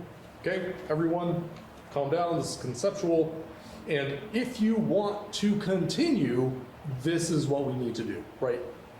And kind of to Ray's point here, like, yeah, we didn't get any data because, in part because we haven't told you that we want data. A lot of, like nearly every paragraph, I think every paragraph, every item in here ended essentially with, hey, if you want to, this is conceptual, if you want to make this a formal proposal, this is what we need to do. And then it outlined a substantial body of work, right? Things like analysis, independent study, modeling, data, right? So, hey, this is conceptual, but if you want to continue, then you need to ask me for this thing. And I thought it did that really well. It also it reminded us that this is ultimately our decision, right? I think on page 14, it said that to close the school, we need a 2/3 supermajority vote. To Robert's Rules of Order, I think that's 6 out of 8. You need 6 out of 8 per your, specified in your Articles of Agreement. Like, this solely rests with the board. So when people come to me and say, like, hey, is the superintendent going to close down Brookfield? I'm like, no, because, well, he can, that the board would do it. Okay, so calm down. And so it did that really well. But this puts us in a bit of a crossroads, a bit of a fork in the road. And every time I hear a really good argument like, hey, we would benefit from a middle school or anything from this, as I'm reading through this, yeah, that would be a good idea. This would be a good idea. First off, we would have to have an honest conversation, I think, tonight. And I'm not asking for a commitment here, but it's not just telling Michael, yes, go from concept to formal proposal. It's also go from concept to formal proposal by doing this substantial body of work that is everything from, I read a full financial model, an independent financial review, a transportation study with detailed route modeling, staffing analysis, formal community engagement processes, and Brookfield and Braintree separately.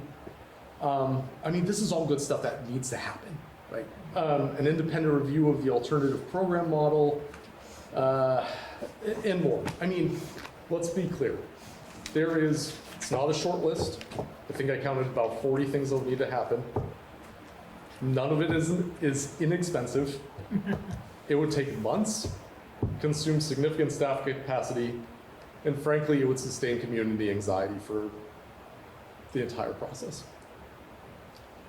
So,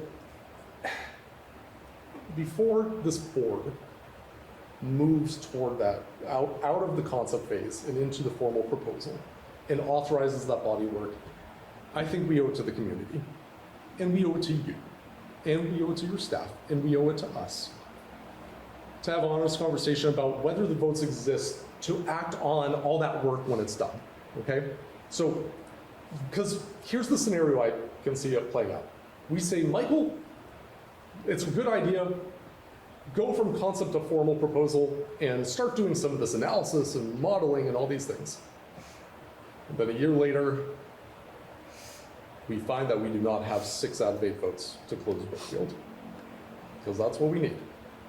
Okay? So, is there any point in commissioning all that work if a supermajority is unlikely to materialize? If the votes are not there, I think the most respectful thing we can do for every community in this district is to say so. Now, rather than sustain a year of uncertainty and expense and disruption in a very already disrupted time for an outcome that's never going to be achievable with the current board makeup. Okay? I want to also be very clear that I think everyone on this board takes seriously the challenges that you're facing. Out of district placement costs are real. I was reading through this and I'm like, that's a problem. You know, I know you said like, hey, this is not coming from a place of problems. But I'm reading through this and like, this is a problem. Staffing pressures are real. That's a problem. The financial trajectory of the district deserve serious attention, right?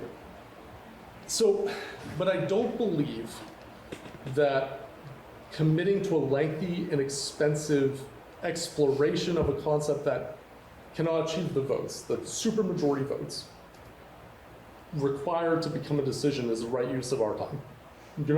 Definitely not your time, right? The district's time, money, and also we have to think about community goodwill. I'm gonna drag this on, this down the road, and people are gonna be upset. They're already upset. Are we willing to do that for another year?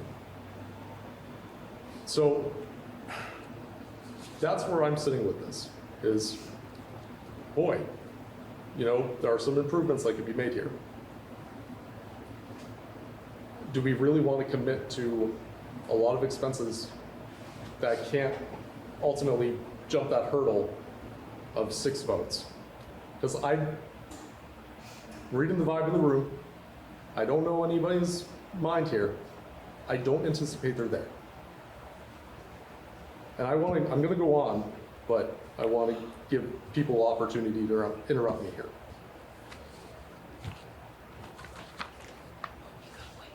So, I just want to say that I understand what you're saying, but I want to say that it's bigger than just Brookfield, just closing that or not. Oh, yes. Right?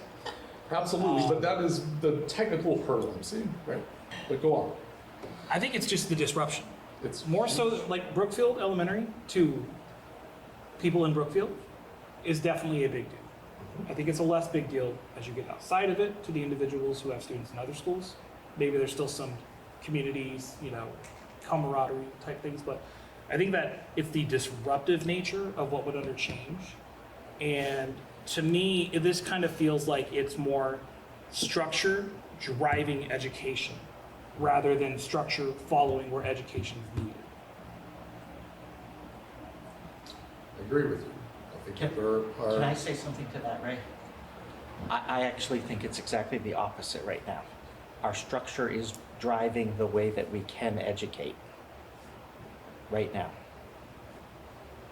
I'm just going to stop with that. I just want to put that there. Our structure dictates how we educate Yeah, right now. well, that's always the case. What I'm saying is Okay. these are changes in structure to drive the way the education is delivered, rather than changing the structure to fit the education that needs to be delivered, if that makes sense. Did I explain that thoroughly?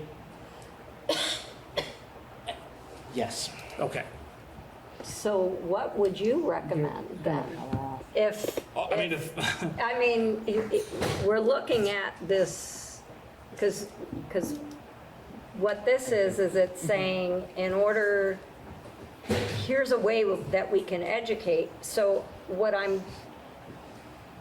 you're saying is, let's not move in that, we can't move in this direction if we don't change the structure. Well, I suppose we could move to a middle school model, because we could go K-5 or pre-K to 5 in each of our 3 elementary schools. We're already struggling to meet the needs. And again, I don't want to say we're not doing what we should for our students, but it's getting a little bit harder to meet the needs of students given the staffing challenges. We saw that a little bit because there was pushback, because during COVID we had extra money. We gave all 3 elementaries a full-time nurse, and I remember people being a little upset that in the 2 smaller schools we said, well, we got to make cuts, and we're going to cut those back down to half-time, and people were kind of mad. They wanted a full-time nurse, but we can't, we have constraints. And that's what we're up against. and you're hitting the nail on the head, that the big outstanding thing, the elephant in the room that's not actually called out by name in here, is that at the end of the day, it comes down to money and asking the taxpayers to give us their money. Yeah. We could, with unlimited funds, build the perfect structural theoretical system. Well, we can't. could, right, We right. can't do Well, that, though. could We don't have unlimited funds. Right. So at the end of the day, if we're not addressing a problem, what are we addressing with this change? And if you were to tell me, Michael, for example, if you were to tell me, this will save you in percent, in $1 million, I can lower the tax bill of the people in this community by N dollars, they might be more amenable to hearing, hey, we're going to consolidate this school, close this school, restructure, be disruptive. But if we can't show them that, and in order to get to that point, we'd have to spend money, to go to Ryan's point, to perform a proper analysis with data to back it up. So there's a lot of things, there's a lot of gaps, there's a lot of what ifs, there's a lot of we coulds. And at the end of the day, it sounds to me like the community doesn't like the disruption that would come for what if. So can I just, do you mean the Brookfield community or do you mean the OSSD community? The people at Braintree have expressed themselves, the people at Brookfield have expressed themselves, and I would argue that there's probably parents of Randolph school children who would worry about the swelling of the school there and the outcomes of their students there. So disruption throughout the district, especially for the younger children. I mean, I think anytime there's change, there's disruption, right? I mean, we're talking about reorganizing every one of the elementary schools at a substantial level. That's Yeah. pretty disruptive. Which we've done in this, we did that into this school. And, I mean, I was around when that happened and I don't remember it being that negative of a thing. And I hear you, and I've heard your communities.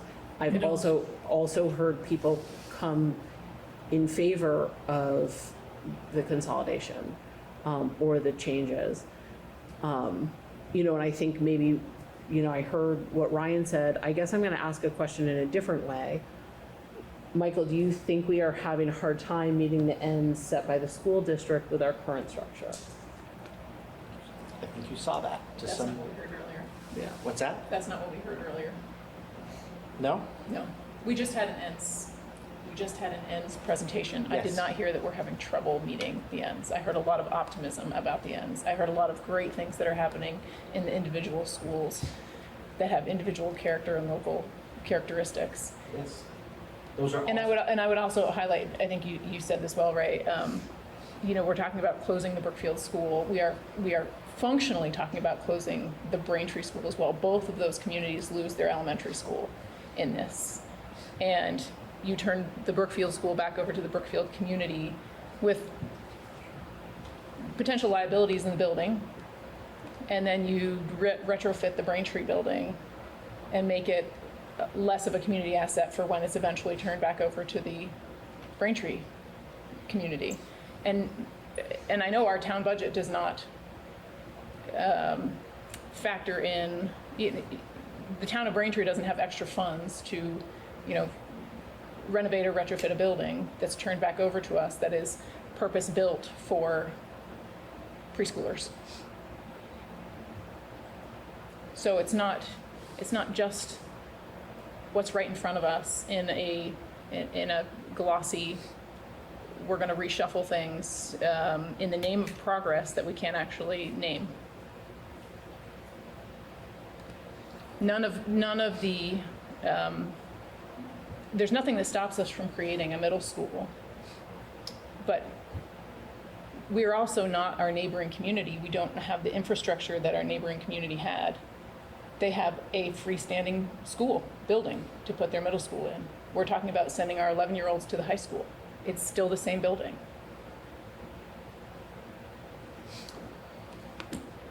I also just want to add that we're talking about all of this disruption and all of these unknowns during a period of time when we're building up to potentially merging with other school districts.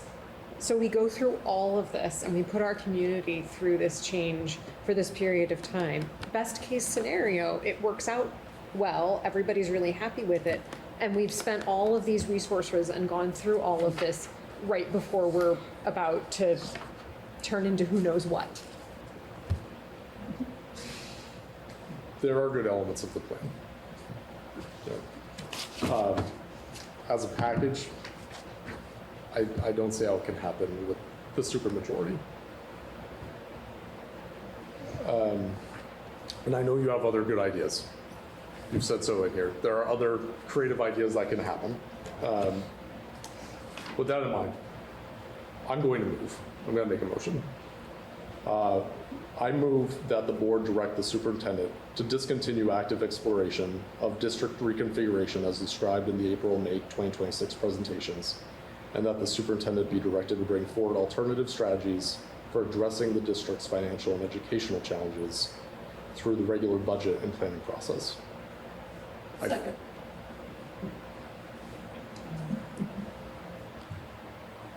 Discussion?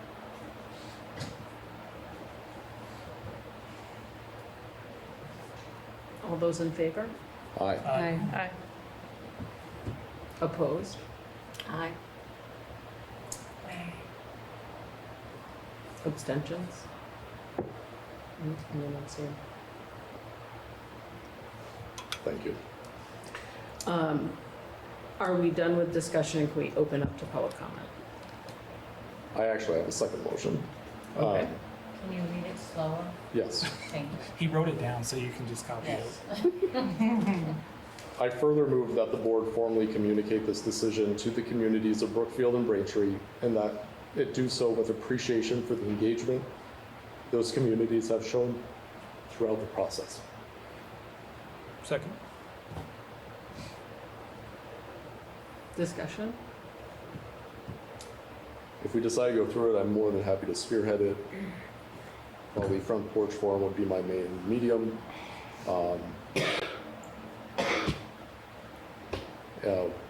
With the board approving the copy. I'm okay with that.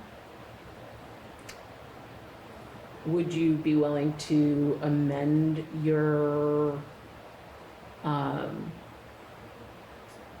proposal to include all communities Yes. in OSSD? I would, and I regret not doing that initially. If I could also, if we communicate that this is the termination of this conversation at this time, and that we have no intention to never communicate or discuss anything along this nature as need dictates. So can we finish with one motion? No, this is a part of, this is discussion for that motion. Is that as we communicate it, we don't say, we're never gonna talk about this again. We make it very clear that we've made a decision at this time to not continue this conversation.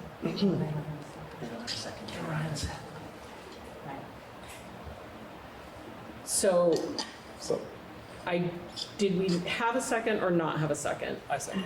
You seconded. So I think we have to vote Ryan's original motion down, and he can offer a second motion that you could second Can't we again. amend it? So Or we you're have- gonna we get, you're can't gonna get into amend the it. sticky, you're gonna get into sticky Robert's rule. So let me help Emil here, right? You got the motion, you got the second. In the discussion, you are getting potential amendments to that discussion. Yeah. So you can formally offer an amendment, Okay, and then you can vote. What you have to do is go in reverse order and vote the amendments through, and then to the final motion is what's got to happen there. So you all as a board have to make a decision at the moment. So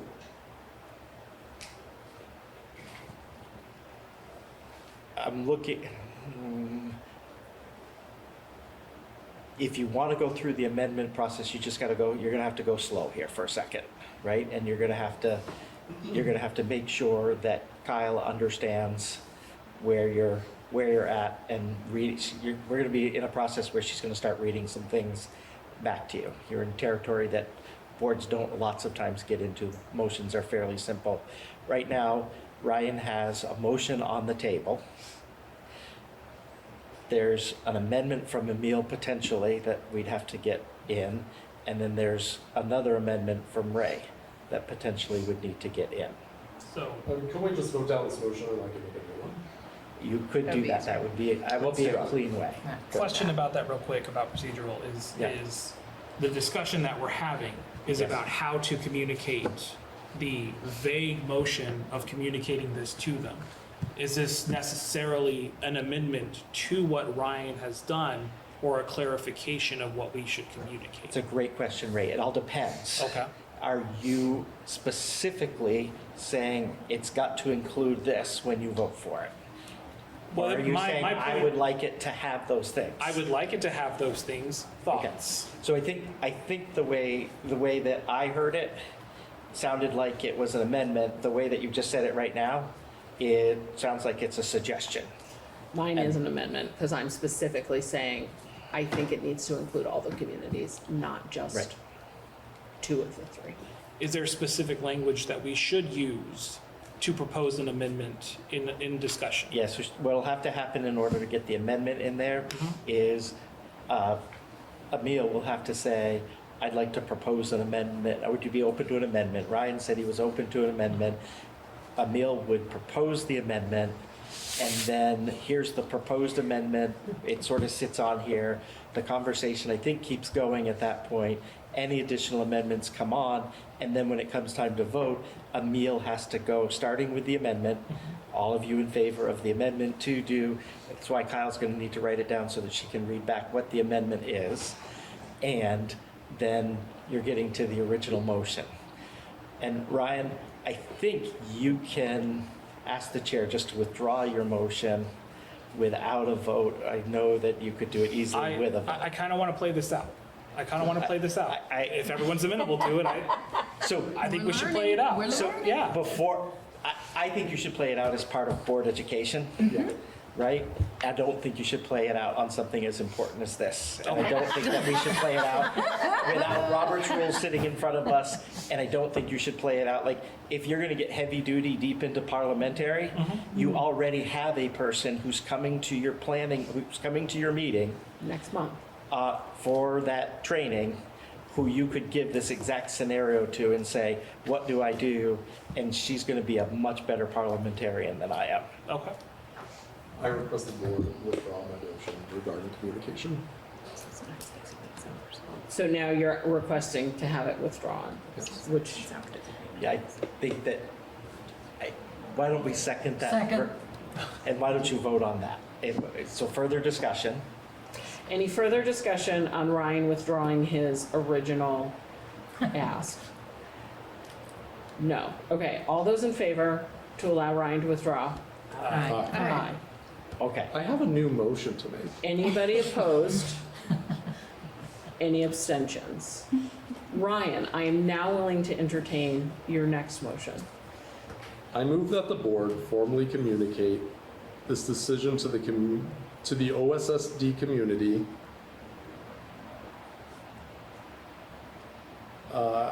to not continue the exploration of the restructuring at this time, and that we do so with appreciation for the engagement those communities have shown through the process. Second. The second was Ray. Any discussion? All right, all those in favor? Aye. Aye. Opposed? Abstentions? Anything else, or are we ready to open to public comment? All right. So I'm going to open for public comment now. I'm going to read our preamble because it looks like we still have a few people online. The board welcomes comments but is not able to take any action on them other than to direct the public to the appropriate staff member or to the complaint procedure. Comments are limited to 3 minutes per speaker. Time may not be ceded to another speaker.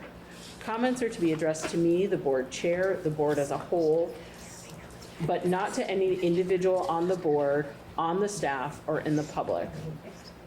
Please raise your hand and wait to speak until you are asked by me, the chair.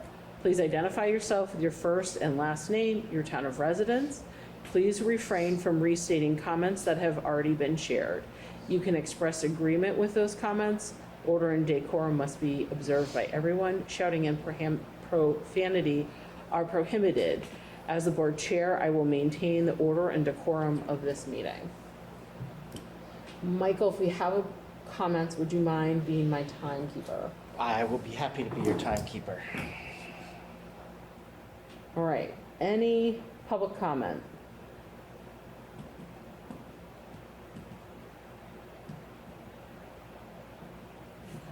All right, I am so glad that I got to practice my preamble this month. I'm getting it down.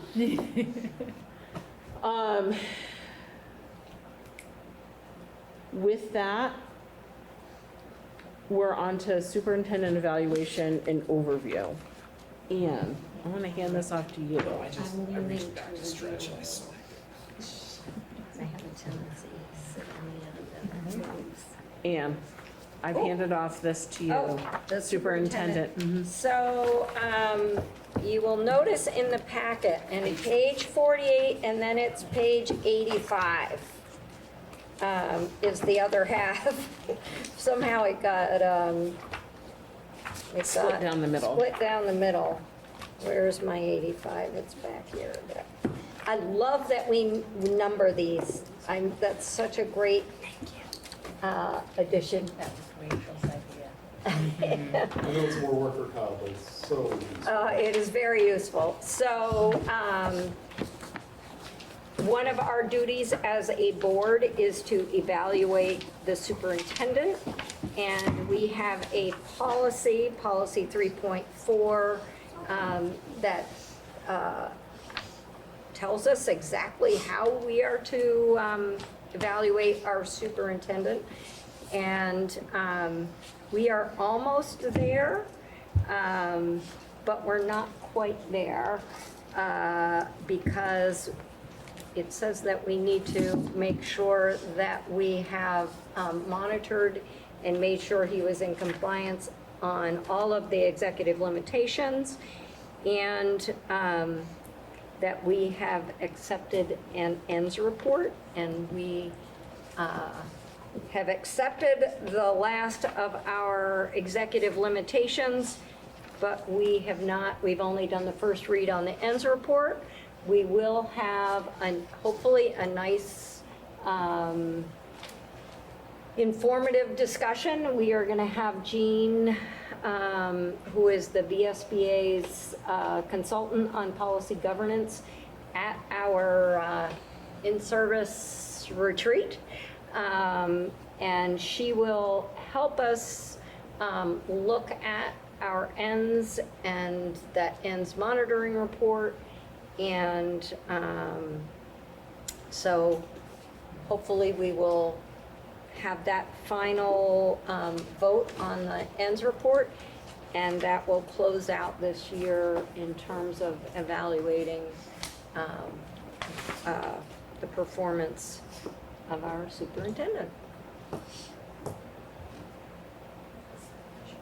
Are there any questions?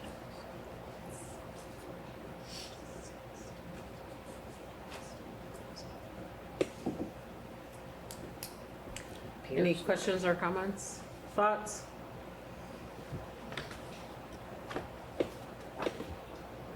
All right. We'll move along then. So this is the part where I made Ryan and Ray both wait until we got to board process for 9:55 We were and discussing people, I thought it was time. an appointment. So we have two that we will have to appoint at some point. And I guess I'll start with, do we want to do that appointment tonight, or are we going to have a quorum in July? It sounds like we have some nominees on the table. I think we could do it tonight. Okay. Wait, for the merger I could, or for the CISA? both. We have for both. For both. So we have the CISA, so Michael shared a name, and Rachel Fish shared an option. Michael's also meeting in a couple of days with this other superintendents. I think I heard two really good ideas about how to approach the CISA, so I guess I'm gonna just open it up to discussion on sort of, do we want to move forward with that appointment tonight, or do you want to wait until you've met with superintendents? So I think if you're considering two different names, which I think you should, I probably should have a conversation with the second name that you're considering and making sure that they're willing to serve in that capacity. I think that would be Fair, the yeah. wisest decision That in that. feels And then fair. you guys, as long as there's a quorum, because you're going to have the hard and fast deadlines that come up once he signs. So we'll be meeting within 30 days. That was kind of the first Yeah. thing I thought Right. about. You do have the ability. That's the advantage of, I guess, having this meeting a week later, is that we're gonna be meeting again pretty quickly.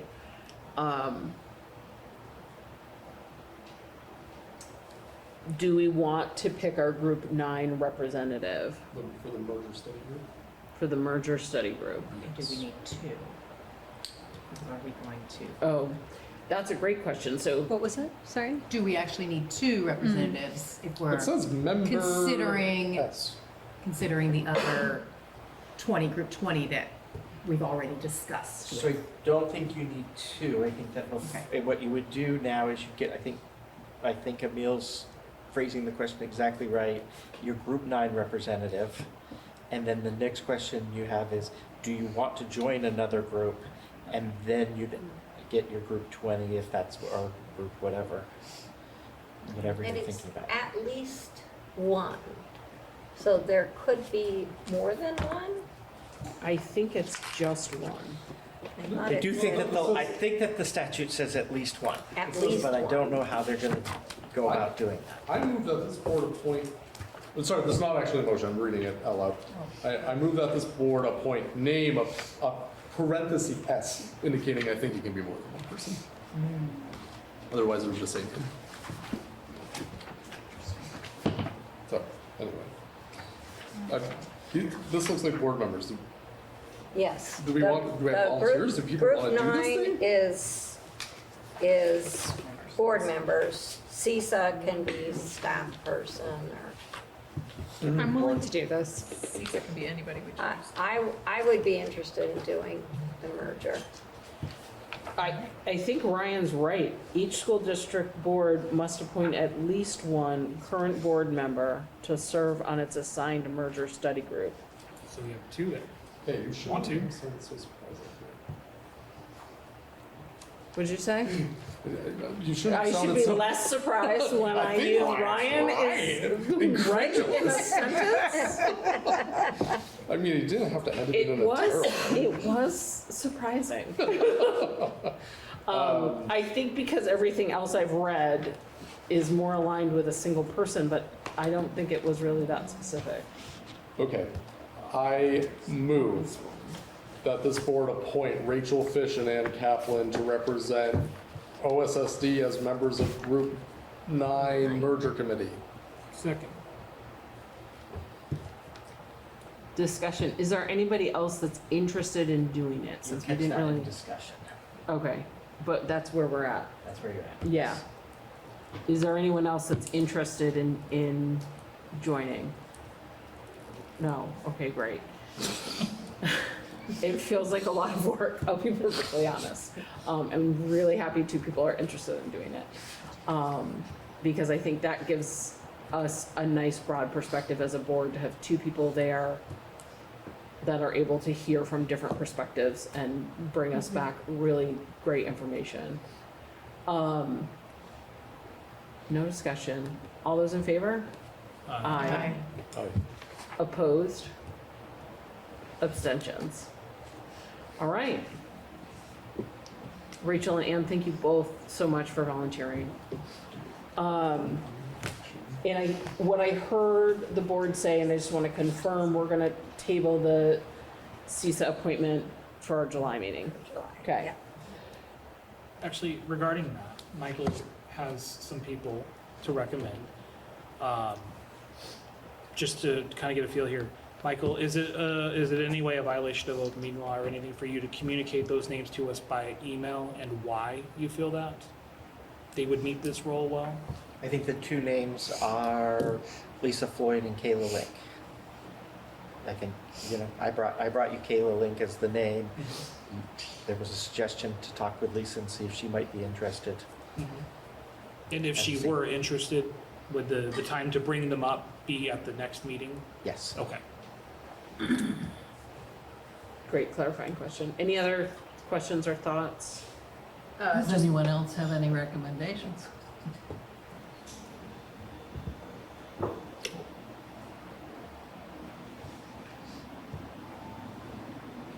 No, but I was just reading the law on the legislature.vermont.gov, and it does say that if it's not the superintendent or a board member, it's a supervisory union designee, so it's ours to choose.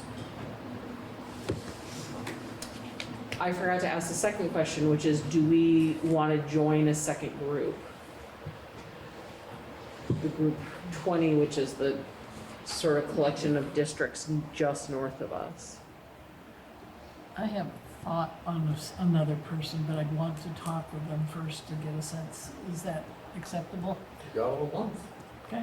I was gonna say, maybe bring their name forward next month after you've spoken with them, and I'll re-ask my question, which is, second group, group 20, Second merger group. second merger group.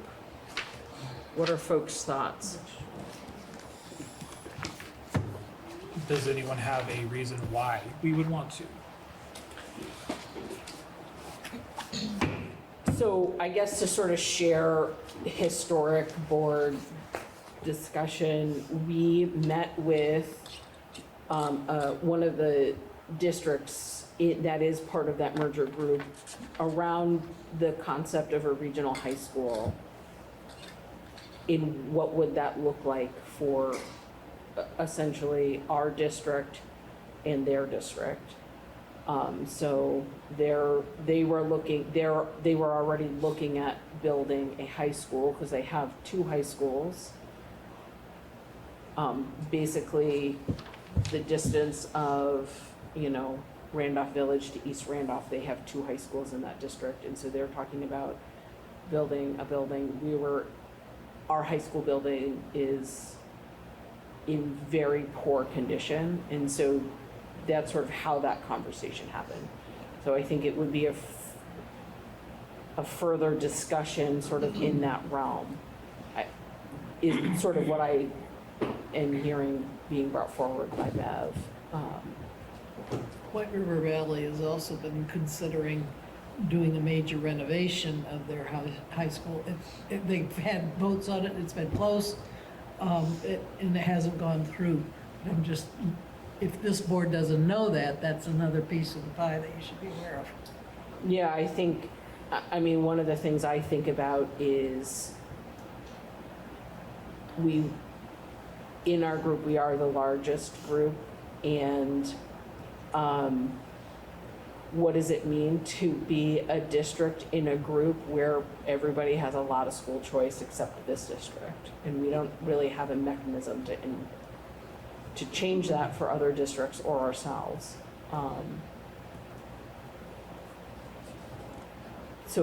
Although our communities are similar in size and makeup, our district is really different than the other districts in our group, like our structure.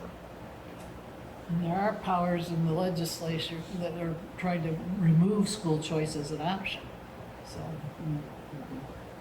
I think I am concerned about the idea of working with districts that are bigger, where I think our interests could be, swallowed up.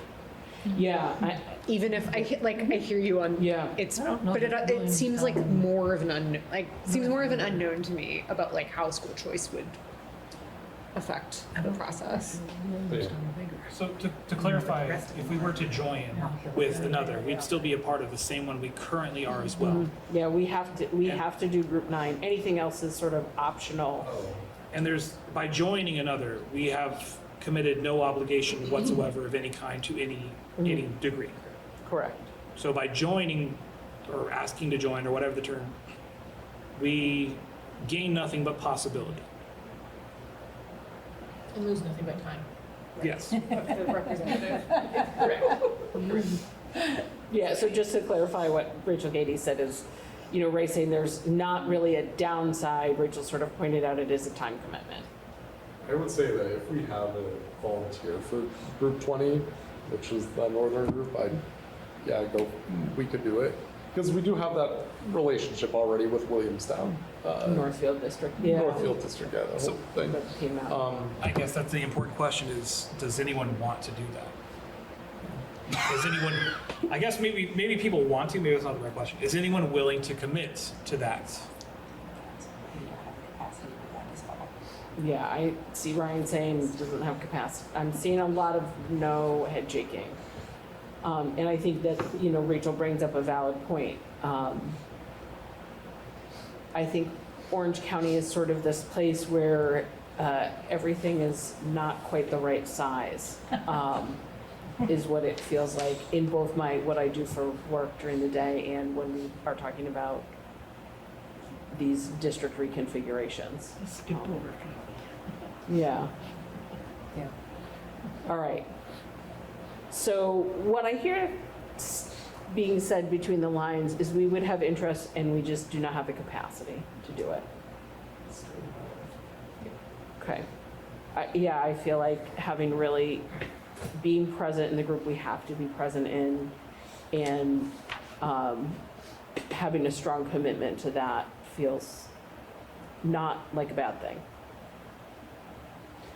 I wonder if we could communicate to group 20 that if they are kicking around different ideas, they could consider us interested, but we don't have the capacity to. Like if they came to us with a proposal of like, we would like to adopt you into one of these. And they have it all set up and they've done the work for us, and they're gonna build a high school at exit 5, like. We're willing partners. We're willing if we don't to have consider do. it. You do all this work for absolutely no reason whatsoever. Well, just, like if they're carving up their thing, Harwood is a long, Harwood is like Facein and Warren are a long way from East Montpelier. Or Barry. No, there's as funny as this all sounds, there's value in this. I mean, I think they are actually closer than Stratford and Rochester, though. If we're talking, I'm thinking about their group. They may not all just decide they're gonna be one together. They might decide they're gonna be two. right? So if they carve up in a way that would make sense for us to join their southern end, if they know that we're interested. If they do, the they can- Roxbury should also be considered in that. Well, of course. I'm just commenting, that's the logistics of that. I'm just asking if we should communicate to them that there's an Yeah. interest, there's just not capacity. I'm looking to Michael to, how would we communicate that? I think you probably got to work on what you would want communicated, but it would be straightforward enough to communicate. As in, we could just sort of draft a letter from But- our board to that group. Yeah. So maybe, let's, I think that's a good idea. I think maybe let's ruminate on what we'd want that letter to say, Rachel, because I think that's a good idea. And then we can we have a little bit of time to delegate maybe to somebody, like, these are the bullet points of what we want included. I'm happy to craft that letter, I just don't know what it says right now. I don't know if I know what I want it to say either, other than generally we're interested. Do you like us? Yes. Yes, Jack, yes or no?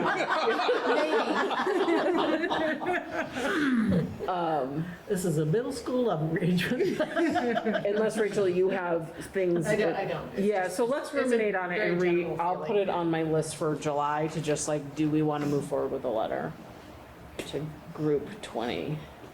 Our love letter to group 20. Yeah. I like it. I literally wrote love letter, so I scratched out love and put letter. Thank you for editorializing my notes, Ryan. Any other thoughts on 955 or the CISA? Okay.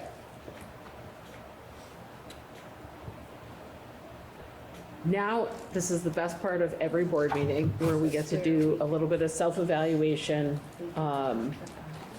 Policy B 27.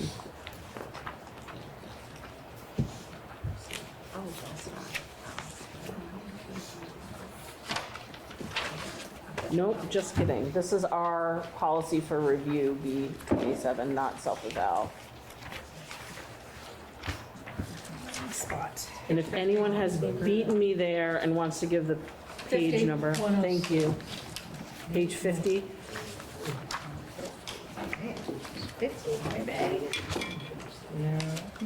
50 is right in the middle of Mike. The other 50, right? There's another 50? Another 50? It's from the original, I don't know, I have the board packet separate, a separate document, so my electronic version. What are we looking for? We're looking for policy B, 86. B27. Bingo! Thank you. B27, 86.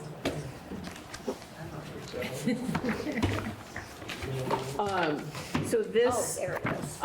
this got added in after the board Oh, as a whole without any administration received an email. So I just wanted to take a moment to kind of review, just have this policy in front of you and kind of talk about what our process is. So in trying to maintain compliance with this policy and with trying to also maintain compliance with open meeting law, if the person has spelled my name correctly and I'm actually included on the email, I will respond with, thank you so much for bringing this forward to the board. This is our complaint process. So if you have a complaint, your first thing to do is to go to sort of the individual and then sort of to work your way up the administrative chain. I did have 2 different people reach out to me individually to say, hey, did you get this? And I appreciate that because often I have a name that is difficult to spell, and I have been my email has been misspelled enough that I'm not always included. So feel free to always just shoot me an email to say, did you get that email? And I will let you know yes or no if I got it. And if I have gotten it, I will respond. If I didn't get it, I would ask Anne to respond on my behalf. And so that's that. Are there questions or comments? This was kind of the first time it came up with this board configuration, so I just want to make sure we were touching on it. Pretty straightforward, but also you don't get CC'd on it, so. All right. It is late, so I'm trying to just plow us through the last few things. Board retreat planning, and I had you kind of down for this. We've confirmed that Kelly Green is gonna come for the Yep. first bit.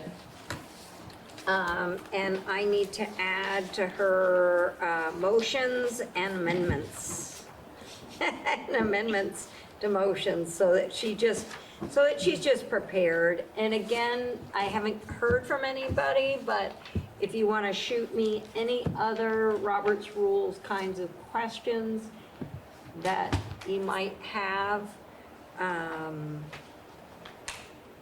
that would be helpful, just so that she can prepare a little bit and make sure she has a little time to review if she needs it. And then the policy governance part, we did get confirmation from Jean. She's going to be there in person, and we're going to be looking at how we're monitoring policies. And remember, we're looking at ends policies and our executive limitations. So we'll be looking at how do you monitor those, and how do you look at those reports? Yeah, I think we'll be speaking to our sort of ends just in general and. Right.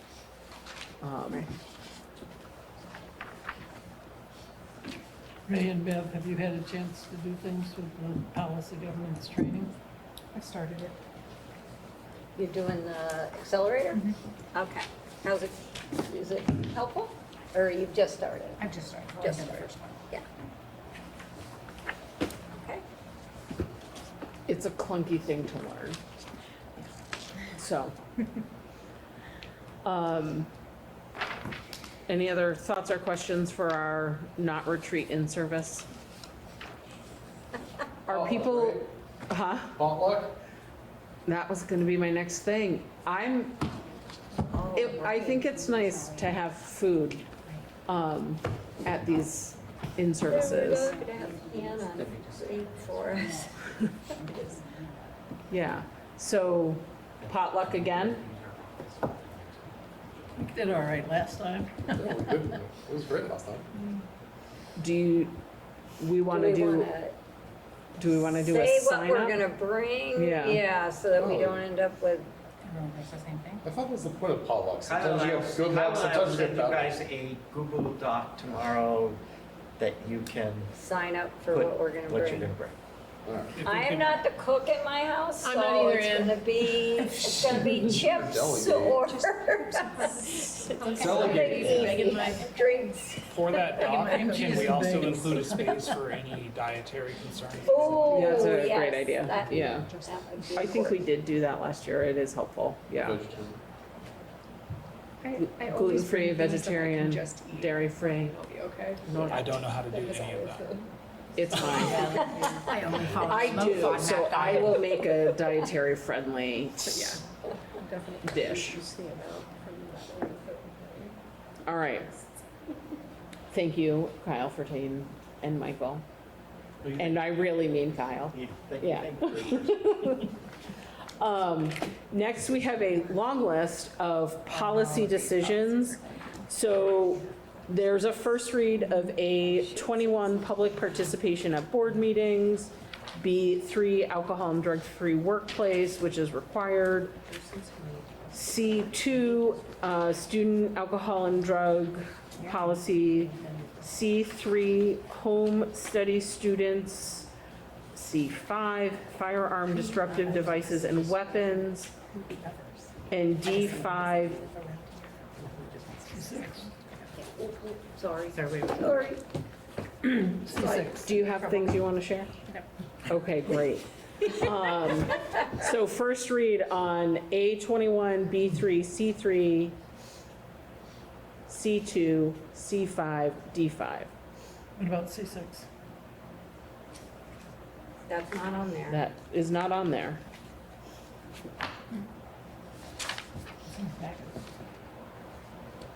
Oh, it's in the packet? No. C3, C2. Oh, C6. C6. Home study students, what's it called? It might be The named number. wrong. It's supposed The to be number was- C3. The number was possibly changed by the state. Okay. Okay, oop, So we're updating, so on our first read, we're updating C3 is actually C6 as we think changed by the state. Good catch, thank you, Martha. I thought I was losing my mind for a minute there, but any thoughts, comments, concerns? I mean, they're written by legal counsel, they're required for us to have. There's a lot of them this year that we have to update. All right, hearing no discussion, all policies for second read are listed in the sort of second set of bullets under our policy decisions. So A1, D6, F3, F23, and F24. And I did not know that their numbers could change, so I haven't, I'm gonna just they check all right look now. fine. I just looked at them. I didn't need And I don't see Travel F3. reimbursement is F1. Travel reimbursement is F1. Does Everybody else F24 see maybe that? have another name? Oh, C6. Travel reimbursement, F1, not F3. it's a good thing I'm not a detailed person. I'm not- F24. Yeah. Yeah, that Miss number's those different. things. And then this different. That's great. Fifth grade, because it's F1 in here. I didn't know dissections Or required 102. such an extensive. So F20, F3 is really, was switched to F1. Yeah. F1. What page is it on? F102. It's 102.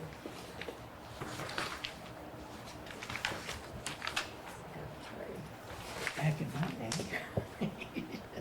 So We had Oh, it's so Kyle, the big. way that they're in the packet are the way that the new, that the new way the state is numbering them. Yes. Oh, Okay. so F3 is actually F1. So they're right in the packet. Okay, there we go. I move that we approve A1, D6, F1, F23, and F24 as written. second. Thank you, Rachel and Ray. Any discussion? All those in favor? Aye. Aye. Opposed? Abstentions? Great. On to monitoring the board. This is really Ray's favorite part, and I know you're just have a lot of energy by this point in the evening, and you're ready to go. We swap around.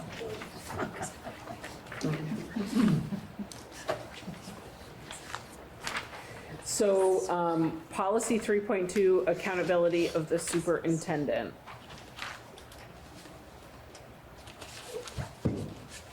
Anne, I know you usually have a Yeah. written few pages. Yeah, and this time I did not. So I was reading through the other stuff and I didn't get to this. But these are pretty, we put these two together because they're pretty similar and we usually do pretty well with this. So what's interesting is to persons who report directly or indirectly to the superintendent. But it's interesting because as board members, we only go through Michael. But how would we know if somebody was?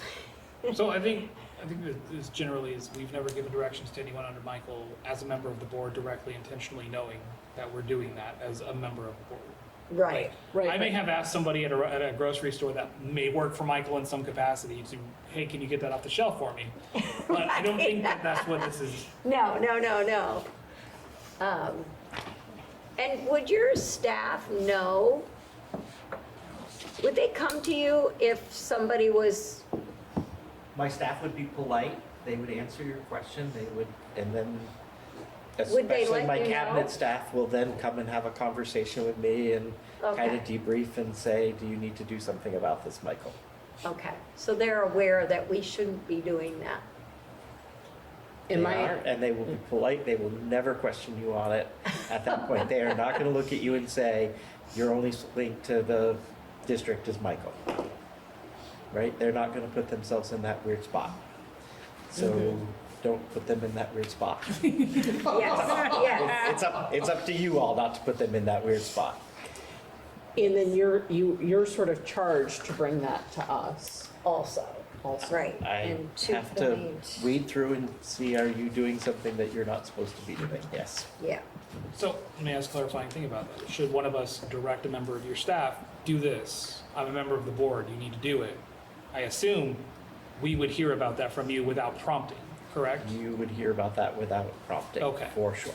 I think there's some gray area that comes into this, and that's why my staff is not gonna tell you, I'm not gonna do that because you can't tell me what to do, right? If you say I direct you to do this, they might, right? But if you're asking a member of the staff something that really should be coming to me, and they know the answer, they're probably gonna answer it, and then they're gonna come to me, and, you know, depending on where it's at, there's a certain level of it that I need to report it to the whole board, and there's, right, it's this tricky thing that I have to navigate.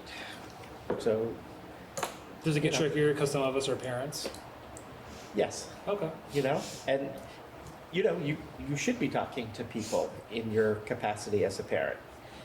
But you have to be a little bit careful with your capacity as a parent when it intersects with your capacity as a board member. Because if it's intersecting with your capacity as a board member, you're the board member to them. Yeah. You guys haven't done it in a way that is agreed to. Like, none of you have gotten a call from me that says, hey, when you're having this conversation with a principal, you really should have that conversation with me. You made the principal uncomfortable or whatnot, right? So it's a good sign. You're doing reasonably well with this. I actually had a question Yeah. as we were over here. We were over here having a side I conversation. know you two aren't going to be. We're gonna have to separate you. So I had a question about this very thing, right? As a parent and a member of the community, Yep. but also a board member, Yep.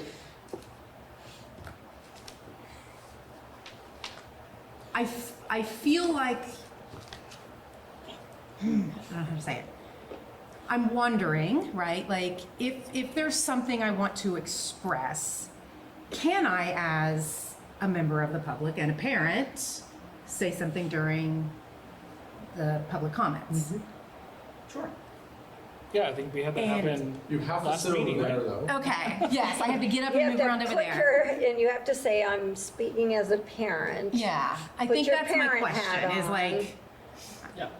So here's what you have to be careful of as a board member, right? yes. So when you say things and you think you're saying it as a parent, but then a decision has to be made about that down the road, and you've already taken a position as a parent, you've also already taken a position as a board member. So you will have conflicted yourself out from being part of a quasi judicial board on something like that.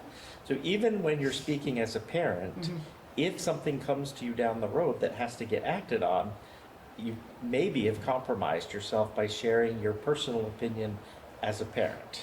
Okay. And so I think you just need to sort of weed through that a little bit. As an administrator in Vermont, there may have been times in my child's education, even though I wasn't a board member, where me communicating something might have been seen in a conflicting kind of way. And I got around it because I have this wonderful wife who was able to translate what I wanted to say in her own words and say it for me, right? Yeah. And that would maybe be my advice, is share with somebody else who you can have that conversation with, maybe, Okay. or just understand that you're potentially conflicting yourself. I think too, just framing when you're having that conversation, framing like, help me understand how this impacts XYZ for my child, or just, I think if you're talking about sort of systemic or how the district works in a certain way in relation to either your role as a community member or as you're just sort of framing it, being clear. I think most of the time that's pretty implicit in sort of what's being communicated, but that's another way to sort of be thoughtful. I would say along with that, if you wanted to run through the scenario with me, you can always call and say, hey, I'm curious about this. Is it something that's appropriate for me to be having the conversation if you want? That's up to you. Okay, and then we have one more. The other one is really easy because that is, we just talked about it when we looked at the almost completed evaluation of the superintendent. And this just basically goes through that policy, and we are in process of doing that one, so.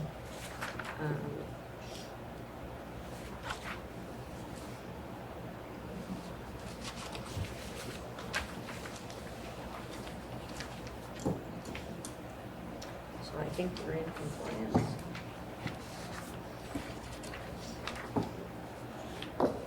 All right. consent agenda.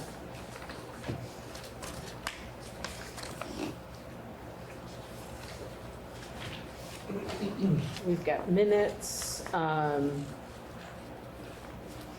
There's some signing authorities, new hires, and then the RES flooring plan. Happy to entertain a motion for any or all of it.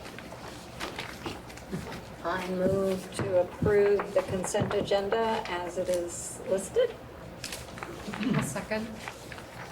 Discussion?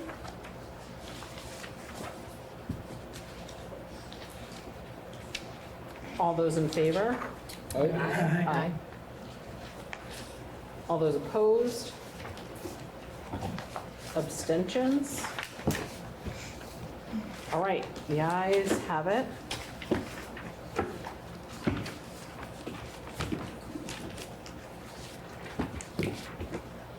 Superintendent's report. I'd be super quick on this, right? Thank you all for taking the time and looking at all of that material. It was a lot this month, for sure.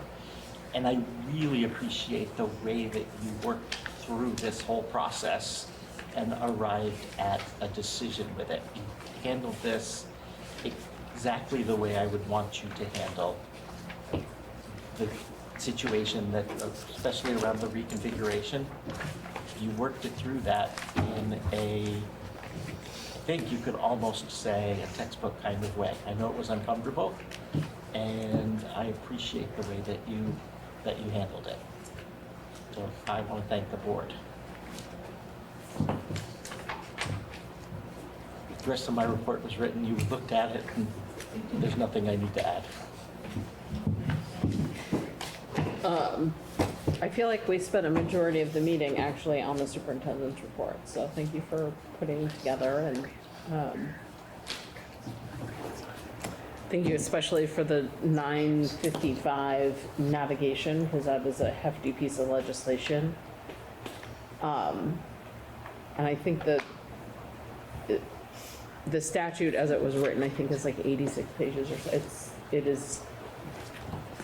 It's a lot. So thank you for that.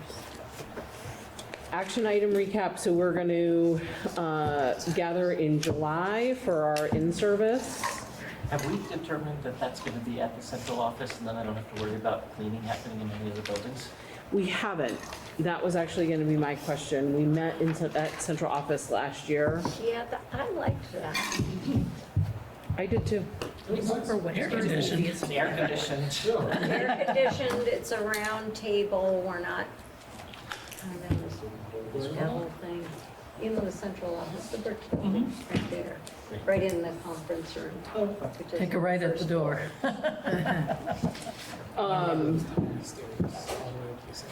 So we'll be July 8th. We have agenda planning next Tuesday at 5 already, coming Yeah. right up. I know, my goodness. I'll put on that agenda to talk about the letter to Group 20. Kyle's gonna put together a Google Doc for us for potluck. Ann is gonna talk to Kelly Green about motion and amendments. Yep. Any other action items? Ryan's address to. Oh, Ryan is doing Writing a some, letter. writing a letter.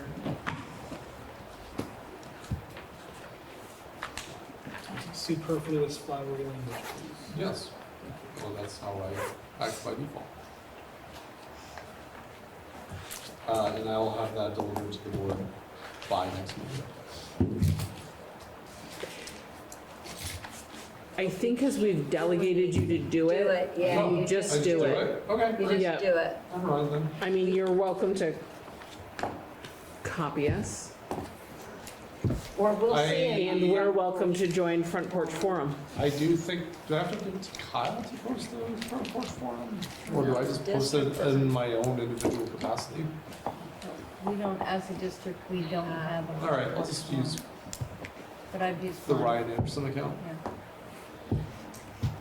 If you send it to us, we'll make sure that it goes up on the website with one of those pop-ups. Okay. Okay. Oh, that's it, yeah. right? It can sit there for a little while on the website. And I would post it. Oh, And you know, when you post, you can say, allow the other towns, because Yep. you're on the Brookfield one. I'm pretty right? savvy with